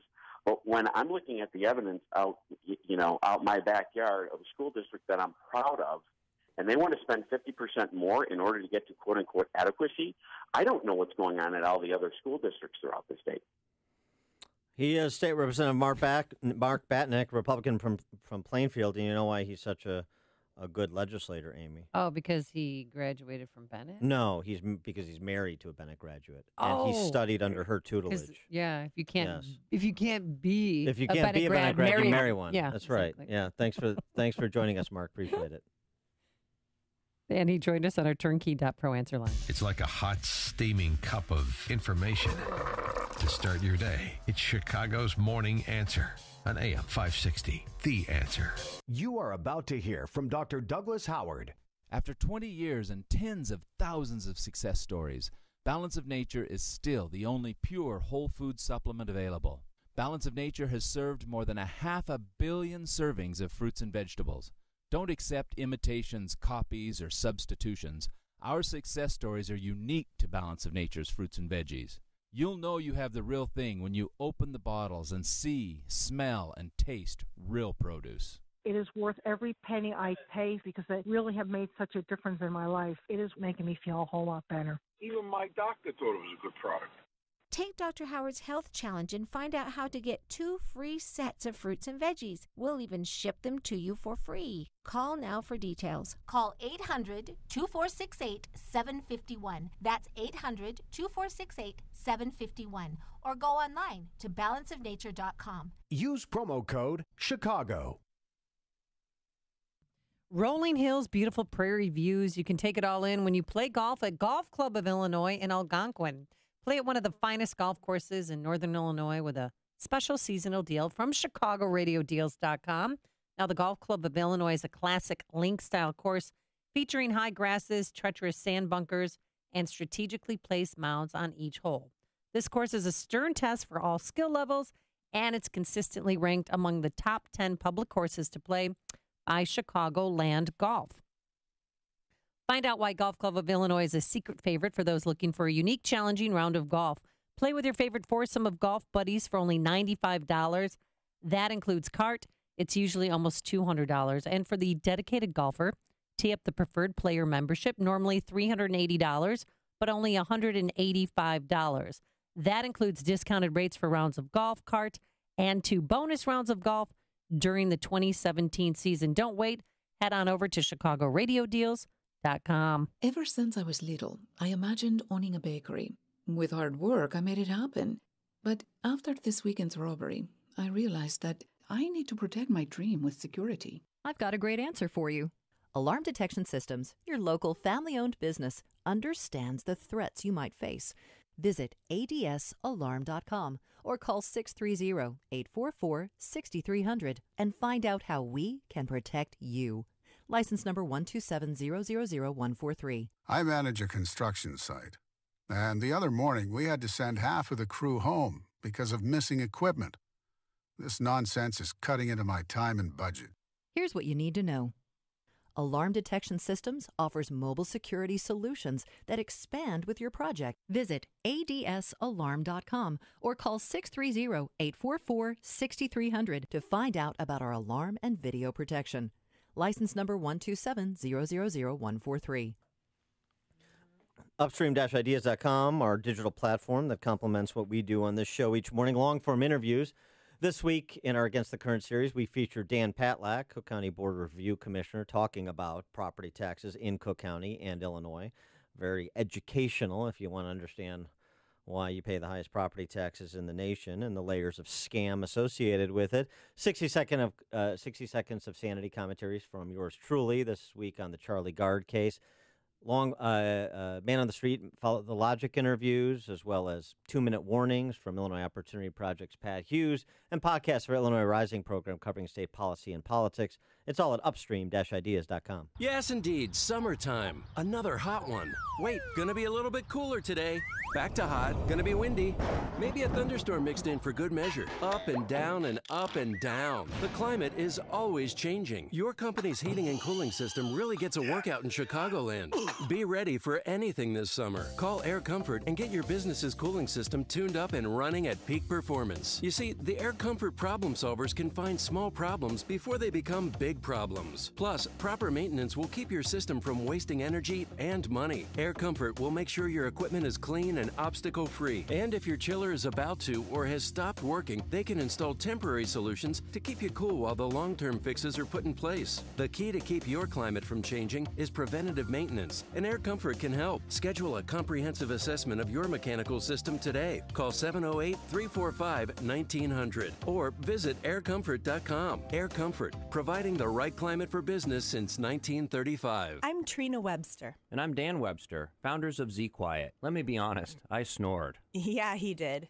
Crazy loud. And I was forced to sleep on the couch most nights. Dan tried everything, including surgery, to solve his snoring problem. Nothing worked. So we turned to experts and created a solution that's a total game changer. A mouthpiece called Z Quiet. Not just any mouthpiece, one that gently opens the airway where the snoring happens. In fact, it's based on the same technology as treatments costing thousands of dollars. It allows natural jaw movement so you can talk, breathe normally, and best of all, sleep comfortably without making a sound. And what's really cool is that it couldn't be easier. Just pop it in before you go to sleep to kick snoring out of bed. So you can sleep quiet with Z-Quiet. Z-Quiet fits both men and women. Try it risk-free for 30 days for just $9.95. Go to getzquiet.com or text SNORE to 91011. Go to getzquiet.com or text SNORE to 91011. I have actually been on Balance of Nature for a year now. I have MS, and I recently had an MRI. This is the first year that I've had a stable MRI, so I'm thrilled. When I have an MRI with MS, usually there are glowing spots that come through, which is damage on the nerves in my brain and my spinal cord, and when they're glowing, it means they're active. And then my last MRI, they pulled it up, and I honestly couldn't believe that it was my MRI. There was nothing glowing. And in fact, the dark spots were shrinking. They were healing. And the doctor actually said to me, I think we're in remission. I was so happy. I had no idea that that could be my reality. Take Dr. Howard's Health Challenge and find out how to get 2 free sets of fruits and veggies. We'll even ship them to you free. Call now for details. Call 1-800-2468-751 or go online to balanceofnature.com. Use promo code CHICAGO. Do you crave work that matters? 20 years ago, Bob Buford's book Halftime took business leaders from success to significance in their work. That book started a movement and the Halftime Institute. Now, from Institute CEO Dean Nawalny comes the next new powerhouse book, Trade Up. Building on Bob's legacy, Trade Up shows marketplace leaders how to not just make money, but make a difference. If the word smoldering discontent describe you, then trade up. Go to halftime.org. That's halftime.org. AM 560, The Answer. Dan and Amy, just picking up on our discussion, because this is another example of the culture here. This is a Daily Beast columnist, so writing from a national perspective, as Chicago violence is an international issue. Yeah. 2,000 shot in Chicago so far this year, 52 shot, 10 dead over the weekend. Yeah, including a 9-year-old boy. And including anti-violence yeah, he's activist. Working on jobs programs for high school students. Yeah, hey, great job. 100 years Chicago Democrat rule. Keep re-electing Tiny Dancer, all you Lakefront libs and Democrat roll call voters. Congratulations. How's it going?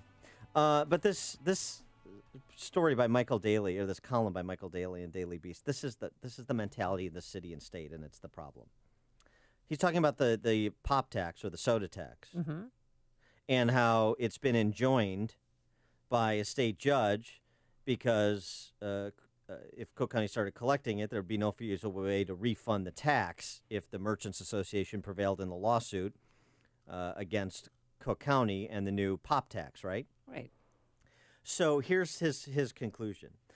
No soda tax meant none of the expected added revenue, which had already been included in the county budget. Of course it did. And of course it was. And one result was the Cook County State's Attorney's Office, which handles prosecutions in Chicago, was forced to lay off 39 employees. 17 of them were prosecutors. This may not seem like much, given the office still has nearly 700 prosecutors, but to reduce the ranks at all in the present circumstances, like cutting the number of firefighters battling a 5-alarm blaze that is threatening a rage beyond their control. I mean, you understand the assumptions made here that all these prosecutors are doing a good job, that more prosecutors necessarily means a safer community. It doesn't necessarily. That there's no other way to salvage these 19 prosecutors other than by imposing a tax on sugary drinks, by the way, which includes non-sugary drinks, of course, in Cook County. Because it's always spending more. It's never right-sizing government. It's never making choices. It's always layering on another tax, layering on another regulation. And it's always the government in the position of the good faith actor, the white hat. And maybe all of those premises shouldn't be so readily accepted in places like Chicago and Illinois. And maybe if they weren't, Chicago wouldn't be the worst governed big city in the country, and Illinois wouldn't be the worst governed state in U.S. history. Just maybe. Coming up on Chicago's Morning Answer. We'll talk Trump with David Harsanyi from The Federalist at 8:38. But first, let's go into the newsroom. Dave Stewart in for Mike Scott. Thanks, Amy. Thanks, Dan. 70 degrees in Chicago at 8:32 on AM 560. The Answer from the Nissan of St. Charles newsroom. Nissan of St. Charles, home of the Lifetime Advantage warranty. Senate Majority Leader Mitch McConnell signaling retreat on repealing and replacing the Affordable Care Act. McConnell says he doesn't have the vote, so the Senate will vote on just a repeal plan. Just hours before that announcement yesterday, President Trump was expressing optimism. We do have to repeal Obamacare, and we will end up replacing it with something that is going to be outstanding. The Congressional Budget Office previously said that repeal without replacement would mean 32 million people losing health insurance and premiums rising 100%. Republican House lawmakers have released a 2018 budget plan and a tax reform package that doesn't need support from Democrats. The $4 trillion proposal also sets up a repeal of 2010 Wall Street reforms and cuts $200 billion from programs like food stamps over the next decade. The Pennsylvania man accused of killing 4 young men says he has killed others. There are numerous reports. Cosmo DiNardo told police he was involved in at least 2 other killings in Philadelphia in recent years. Chicago Cardinal Blaise Supich says he wants tougher gun laws to combat violence in the city. He told the City Club of Chicago everyone must band together. I will continue to work towards what many consider a daunting task, namely sensible gun restrictions. Supich noted that an AK-47 assault rifle was used to kill 9-year-old Gustavo Garcia last week on the far south side. The police department's on pace to set another record for overtime spending, even though a hiring blitz is well underway. Newly released records show about $31 million in OT racked up in the first quarter of the year. That's a 27% increase over the same period last year. The Fox River has now crested, as has the Des Plaines, but the high water levels will remain for at least the next couple of days. Lake Forest Hospital reopening today, but Oakton Community College in Des Plaines will remain closed. The news and service of Napa Auto Parts. It's that time of year when a scorching hot day can pop out of nowhere, so the folks at Napa Auto Parts would like to remind you that if you can fry an egg on the sidewalk, you can also fry your car battery. Head to Napa, where they'll help to keep your car running longer and stronger. That's Napa know-how. AM 560 News Time 8:34. Traffic in 2 minutes on AM 560. The Answer. Home isn't just a place, it's the feeling of knowing you're safe. ADT lets you take that feeling with you. Learn more at ADT.com. The real estate market can be tricky to navigate. The only edge to help you get ahead is knowledge and experience. And Real Estate Revealed is that edge. Heard Sunday mornings at 8 and hosted by Randy Barcella. Real Estate Revealed uncovers truths about the real estate market with an entire team of experts. Their real estate power allows them to present their experiences to benefit you before your next transaction. Real Estate Revealed, Sunday mornings at 8 on AM 560. The Answer. You are about to hear from Dr. Douglas Howard. After 20 years and tens of thousands of success stories, Balance of Nature is still the only pure whole food supplement available. Balance of Nature has served more than 500 million servings of fruits and vegetables. Don't accept imitations, copies, or substitutions. Our success stories are unique to Balance of Nature's fruits and veggies. You'll know you have the real thing when you open the bottles and see, smell, and taste real produce. It is worth every penny I pay because they really have made such a difference in my life. It is making me feel a whole lot better. Even my doctor thought it was a good product.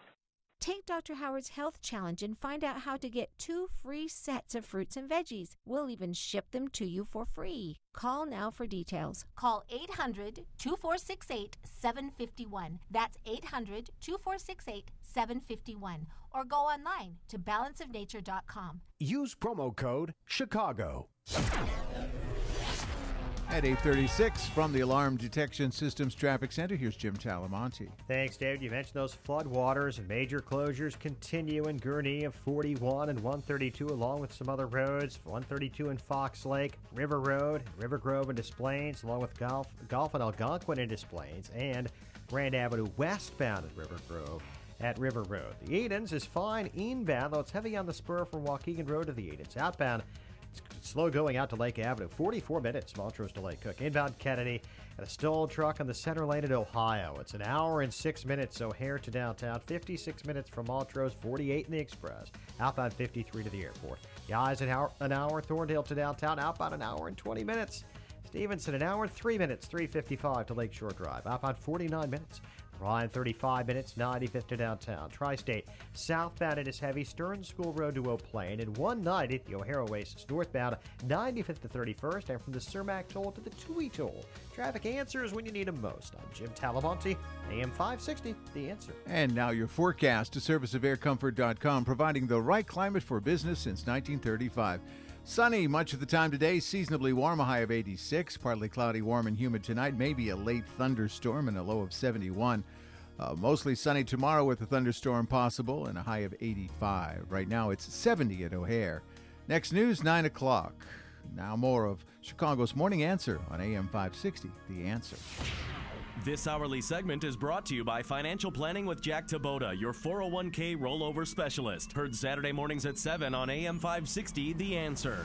You want more than just the headlines? Find out what's going on and what it means with me, Dennis Prager, this morning at 11, right here on AM 560, The Answer. Top of the morning, Dan and Amy. And Trump is struggling with Republicans, even as he launches his Made in America tour yesterday. He launched that. What was your favorite part, when he jumped into the fire truck or when he put on the cowboy hat? Yeah, I don't really have a favorite part when it comes to politicians playing dress up, so that's not my thing. But Trump's thing was trying to kind of refocus national attention on his policy agenda, things that were popular enough to get him elected president when he discussed them during the campaign, like his kind of whole America First from the worker American company, Made in America, Buy America, Hire America. All of that was back in force. Every member of my administration shares the same goal, to provide a level playing field for American workers and for American industry.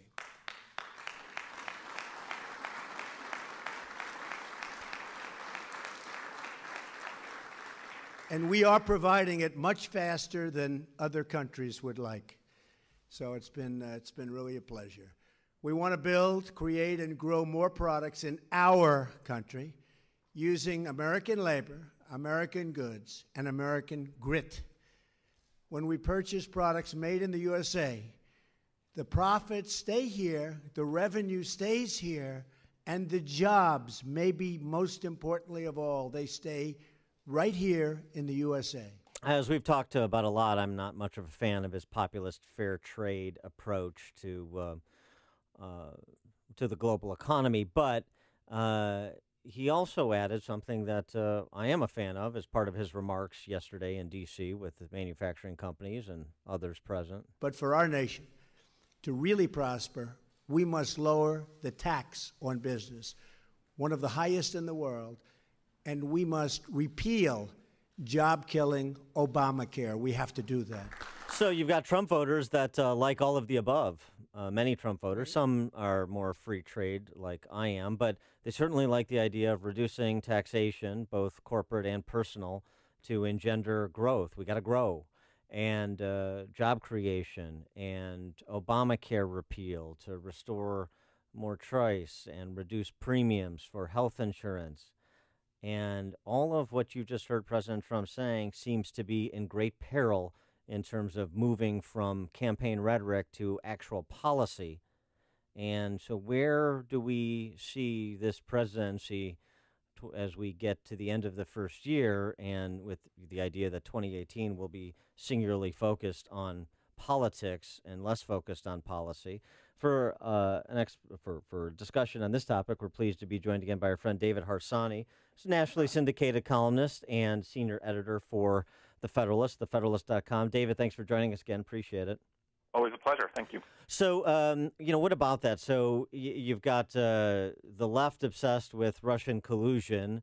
You've got kind of the establishment obsessed with the vote counting on Obamacare replace, which, of course, they're not getting to 50 in the Senate anytime soon, it doesn't appear.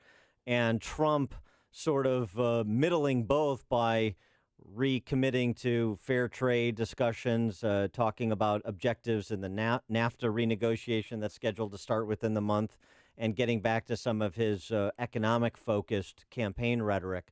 How should we make sense of all of these moving parts and who's moving in a positive direction?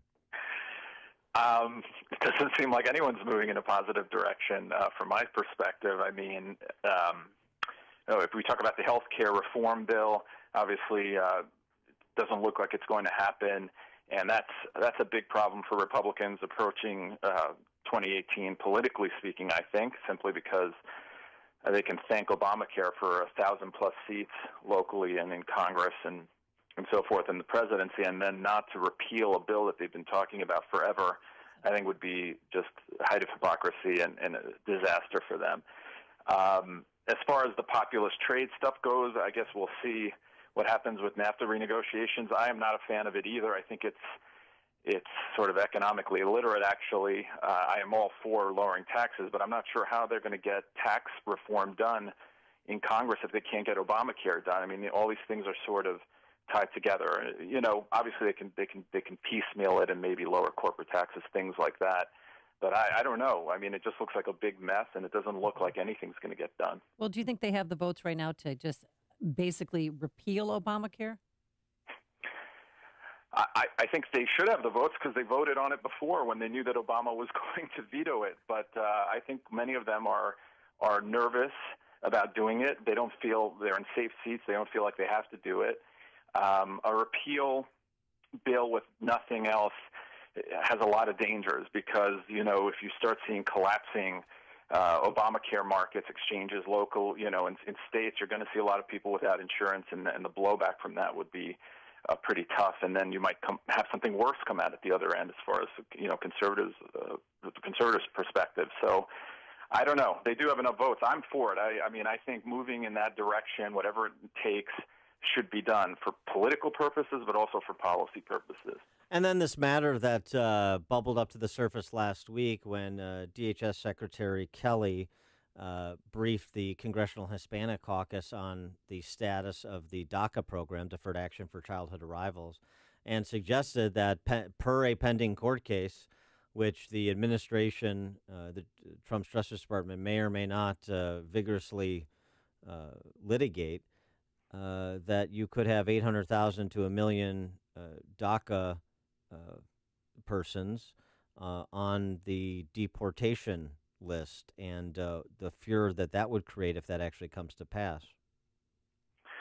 Right. I mean, I think that during the Obama administration, things were done that sort of corroded separation of powers and was a executive abuse from my perspective. And one of the things was how they dealt with those programs. I think the Trump administration, whatever they do, they need to make sure to try to push it to Congress and do something legislatively and fix these things. It just seems like such a mess that I can't even contemplate something like that happening. But this is one of the issues. Another one of these issues, by the way, are the subsidies for Obamacare markets, which were found unconstitutional by a court that the Trump administration continues to pay. These things need to be fixed if you care about separation of powers and things of that nature, and they're not. So literally, I feel like other than some, I guess Trump has pulled back on some of the bureaucracy, and that's definitely helpful, there hasn't been a lot done. And I just want to also say, I mean, Republicans can't always blame the president either. They need to pass Obamacare. It really has little to do with Donald Trump at this point. He I think, would sign whatever came to his desk. They're the ones who promise this forever, and they're the ones who should get it done. Well, what could they do? I mean, John McCain, Senator McCain, obviously he's in his hospital room right now recovering from that surgery. He's asking for a bipartisan bill. He wants to work, lean across the aisle. And I know it's no surprise there, but could be a last-ditch effort? Well, I mean, the idea that if they simply repeal and then work with Democrats to come up with something new, I guess they could. It just seems to me that you have to decide, if you're the Republicans, whether you're going to try to bring in the moderates and get something done, or bring in the conservatives. You can't obviously do both. So if you want Mike Lee, Ted Cruz, Rand Paul, these people, you're going to have to do a bigger repeal bill than the ones that you've had. And trying to either you repeal it and come up with something brand new, or you don't. The effort hasn't been put in. There is no bill. If this bill that just died, there is no new bill. There is nothing fresh on the table. No one's working on anything. So I just don't see how they can make it happen. You could work with Democrats. I mean, it looks like that's what's going to happen because there's nothing else that can be done. But Democrats, I saw this morning, I mean, their ideas are simply more mandates, more taxes. I just don't see how a lot of Republicans could get on board with that sort of thing. Well, and right, and if you just say, well, we'll just repeal it and go back to what it was before Obamacare, the problem is you've Republicans have bought into component parts of Obamacare, like be able to keep your kids on insurance till 26, which I know was available before Obamacare, but it's been codified in federal law, and dealing with people who have pre-existing conditions, providing high-risk pools or subsidies or mandated plans. Even the amendments to what is proposed in the Senate right now that isn't apparently garnering a majority keeps the idea of insurance providers having to provide at least one plan that includes all of the Obama mandates. So it's not even so simple as to get all the Republicans who voted for repeal previously on board because they like some of what is included on Obamacare. They want to fashion it differently, so they may still be unwilling to go back to the pre-Obamacare world. Yeah, you nailed it. I mean, these things are intricately tied together, the economic side of it, and to simply take parts that you don't, keep the parts you want, don't keep the, you can't. It creates havoc, and it's going to create havoc for a lot of people, and I think that is just worse than anything. So Republicans, I mean, I can't believe that if Republicans can't get on board with Ted Cruz's amendment, which I think is imperfect, but at least it offers some choice, and I think it would give people a different perspective about health care to give them better and easier plans to use. I'm not sure what exactly they want. What kind of reform are they looking for? It doesn't make any sense to me. Well, maybe some of those Republicans want to be perceived as wanting to repeal and replace Obamacare, but they don't really. I think they don't really, or I think that they never thought they'd have to, and this is quite a surprise for them. Yeah, I mean, once you give in on the notion that government's supposed to provide this to everyone, basically, not just people who really struggle, but just generally, it's going to be very hard to extricate yourself from that kind of policy. And I just don't see how it happens. I think that's for me, this is a pretty big disaster. I think Republicans ran on this for years, and to now to just simply say we can't do it, I don't know how that plays out in 2018.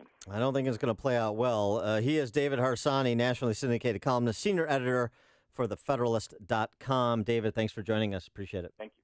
And he joined us on our turnkey.pro answer line. If you're talking about it, Dan and Amy are talking about it. It's Chicago's Morning Answer on AM 560. The Answer. Forecast for today, plenty of sunshine, a high near 80 degrees. Let's get into our Alarm Detection Systems Traffic Center. Here's Jim Talamonte. Amy, your inbound Kennedy delay start at Montrose, 56 minutes. O'Hare to downtown, 46 from Montrose, 36 in the Express. Outbound 49 to the airport. Edens inbound 19 minutes, Lake Oak to Montrose, but outbound 39. The Eisenhower's an hour, Thorndale to downtown, outbound an hour 11. Stevenson, an hour and 3 minutes, 3:55 of the drive. Outbound 49 minutes. The Rhine, 35 minutes from 95th to the Loop. Tri-State southbound still heavy, 132 to 120, and approaching the O'Hare Oasis. Northbound from past 95th to 31st, and from the Cermak Toll Plaza to the Toohey Toll. Eastbound Adams Tollway slow, Meacham to 53 and lead to the Tri-State. Reagan Tollway 53 to 355 and York to the Eisenhower. Veterans Memorial, Fountain to Roosevelt to North Avenue to 290. I'm Jim Talamonte in the Alarm Detection Systems Traffic Center. Hey, if you want to buy a house or refinance your current mortgage, call David Hochberg and become a part of the Team Hochberg loan approval if you're looking for a home, because that will stand out to sellers because you'll be able to close within 10 business days of signing a contract. Being able to close within 10 business days of signing a contract, as long as there's no appraisal or title challenges, is almost as good as a cash offer. Your offer, along with the Team Hochberg loan approval, will stand out from the other offers, and you'll be all set. So here's what you do. Call David Hochberg right now at 312-751-1333 or visit am560david.com. David has helped me and thousands of AM560 listeners, but he can't help you if you don't call. 312-751-1333 or visit am560david.com. Pearl Mortgage and Equal Housing Lender, Illinois Residential Mortgage Licensee 4358 and MLS 19186. The performance, conduct, and sustainability of organizations are a direct result of leadership. A leader's impact can be profoundly good or bad. we've experienced the devastating impact of unethical, selfish, and corrupt leaders. We've also experienced the impact of good and caring leaders whose honesty, integrity, and ethical conduct have created great organizations and a legacy of goodwill. Our challenging times require courageous, values-driven leaders to step up to these challenges. My name is Rich Panico. I am the founder and CEO of Integrated Project Management Company, IPM. I am blessed to lead a wonderful family of talented and caring leaders. Join us as we strive to change the world, one project at a time. Trust IPM, the consulting industry's leader at executing your critical initiatives. For almost 3 decades, IPM has planned and executed projects in the life sciences, healthcare, consumer, and industrial sectors with honesty and integrity. Visit IPMCinc.com. That's IPMCinc.com. Or call Integrated Project Management's Chicago office at 630-789-8600. Upstream-ideas.com, the digital platform that enhances what we do on this show each morning. Podcasts of our Illinois Rising program covering state policy and politics. My 60 Seconds of Sanity commentaries this week on the Charlie Gard case.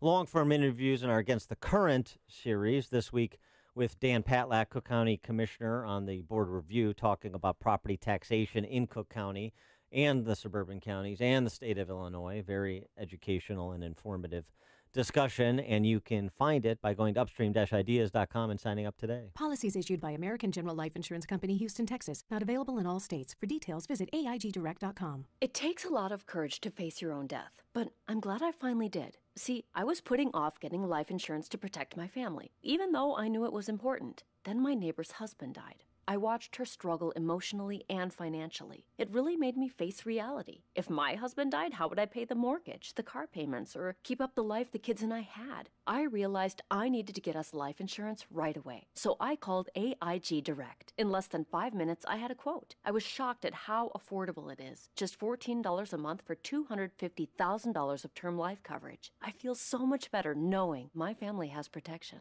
Call AIG Direct right now for a free no-obligation quote. The call takes less than 5 minutes, and you can save up to 70%. Call now, 1-800-900-1904. That's 1-800-900-1904. 1-800-900-1904. As the head of procurement for my company, I was sweating a big deadline and got tired of calling my printer for updates, only to hear excuses. So I heard about McGrath Printing Custom Apparel and gave them a call. I got A+ service, and they beat the deadline. McGrath Printing really saved my...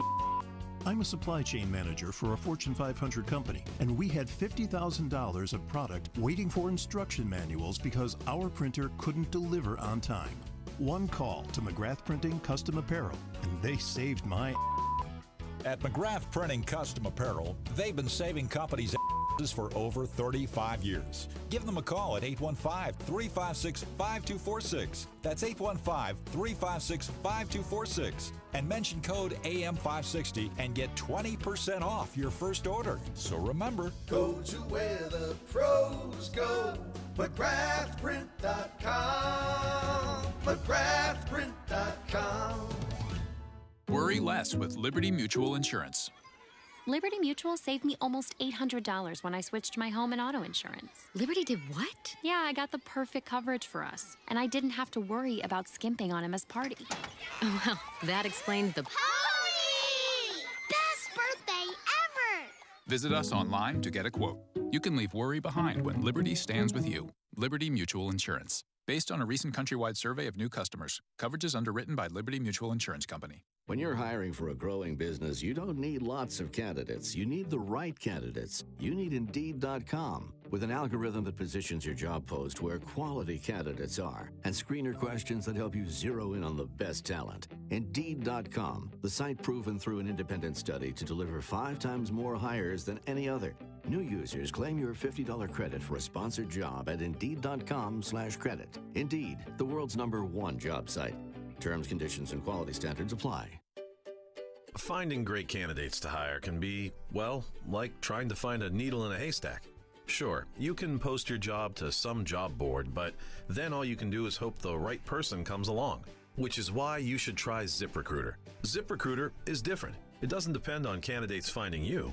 It finds them. With its powerful technology, ZipRecruiter distributes your job everywhere it needs to be to find the right candidates. In fact, over 80% of jobs on ZipRecruiter get a qualified candidate in just one day. So, while other companies might deliver a lot of hay, only ZipRecruiter finds you what you're looking for. The needle in the haystack. Used by businesses of all sizes, ZipRecruiter offers the most qualified job candidates with immediate results. And right now, you can try ZipRecruiter free. That's right, free. Just go to ZipRecruiter.com/work. That's ZipRecruiter.com/work for your free trial. ZipRecruiter.com/work. AM 560, The Answer.